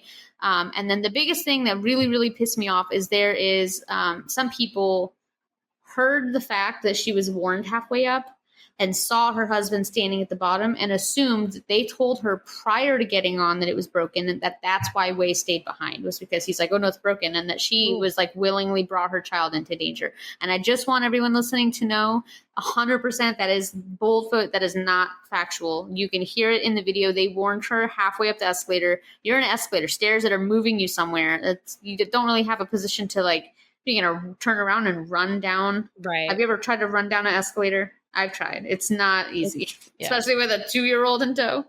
So she did everything right by just trying to pay mind and be careful and carry him over. I don't like people, like a lot of comments on Reddit were like, oh, well, she is stupid for getting on knowing that it was broken. She didn't know. So I just want that to be excruciatingly clear.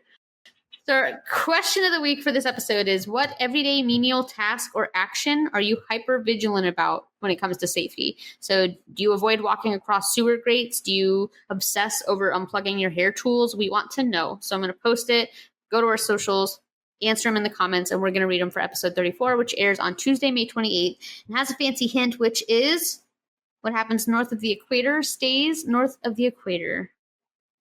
Cryptic. Yeah. Logical. Yeah. All right.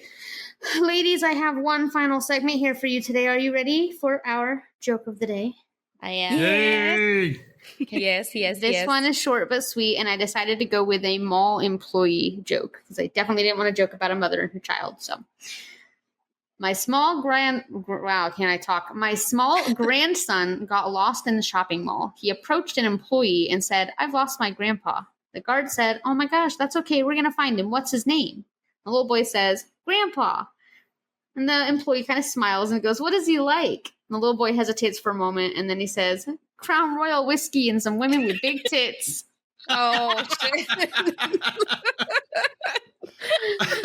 That's good. That was like a cute little mall employee joke. So.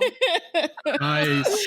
Rachel and Heather, you guys have been amazing, enigmatic, so much fun to have on considering this really tragic story. So thank you so much for joining us on this one tonight. Can you share with our listeners where we can find your show, where we can follow you on social media, all the goods? Yes. So first of all, thank you so much for having us on with you guys and inviting us here for this special episode, because when you reached out to us, I was like, oh, there's no one better than us. Okay. Yeah, I'm totally in.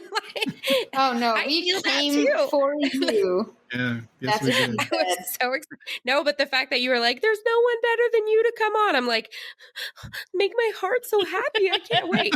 So, very, very honored and excited to be invited for that. And then we just adore you guys. We need you guys to know that, both of you guys individually and One Nothing as a whole. Hey, stop it. I'm going to knock you out right now.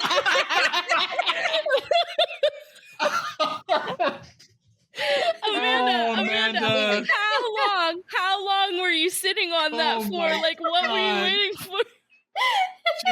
planned for. She had that cued like from like minute 20, like she was ready to go. I actually do not consent to this audio going out to the public. And as always, everything Rachel has said is off the record and you can scrap it. Allegedly. Heather, go ahead and let everyone know where they can find us because I'm done talking. Okay. Well, the first thing I'll say is this morning when I was at breakfast, no, I'm kidding. No, I echo everything, everything Rachel said. Thank you guys so much for having us on. It was very fun, and then it was very sad, and now it's getting a little more fun, but I think I'm still going to go to bed kind of sad. I'll just have to think of the joke to brighten my spirits. But no, thank you very much. Like Rachel said, we the world of you guys, and go find us on like I'm just kidding. I love you guys so much. Oh, she wouldn't do it if she didn't love you guys. That's fact. And you guys can find us at One Nothing because they share our stuff all the time, and that is all we have for you guys. I listen to Like Mother Like Murder on Apple, where you can leave them a beautiful 5-star review, which they love. Yes. Ratings and reviews. We do. They especially love if you send nudes to their DMs. So they're always, absolutely. yeah. Please do. We actually have quite a few of those, so they just stay there. Mhm. I'm like, gosh, another one? You actually? Yeah. Oh God. In our little back message lot, whatever. I don't know what it's called. We get the back shots in the back. Them lot. Back bimbo bitches over there in the back lot. But do not send any more. They are not wanted nor needed. I don't know. Heather wants them. Oh, I have a very like keen aesthetic eye though. So if it's not like top notch quality, don't even. Okay, so bother. she's quality control for dick pics. Got it. Yeah, that's right. She's like 8 out of 10, too, baby. Just reply back with ratings. No. Here are my notes. Increase 2 points with manscaping. This is not sponsored, but it can be. Is there like a dick Rogaine? Can we get sponsored by a dick Rogaine? We can't make it grow, but we can make it bushy. Oh shit! That twisted so fast. What? I don't know. All right, guys. Well, thank you so much for joining us. We're going off the rails now. You can tell we're doing this too long. The only way to do an episode with us is to be completely unhinged. Oh, well, you've mastered that. Like, you've mastered the universe, so. That one bimbo. It's a theme song. We love it. Thank you for having us. For real. Guys. Thank you. Yes. And for all you being guys, here. thank you. And for you guys listening at home, please don't forget. Stay alive. We're pros. Oh, my butt is sweaty. Buddy. Sweaty butt. Sweaty butt. Sweaty butt in the version of Smelly Cat would be good. Sweaty butt. Why aren't I cooling you?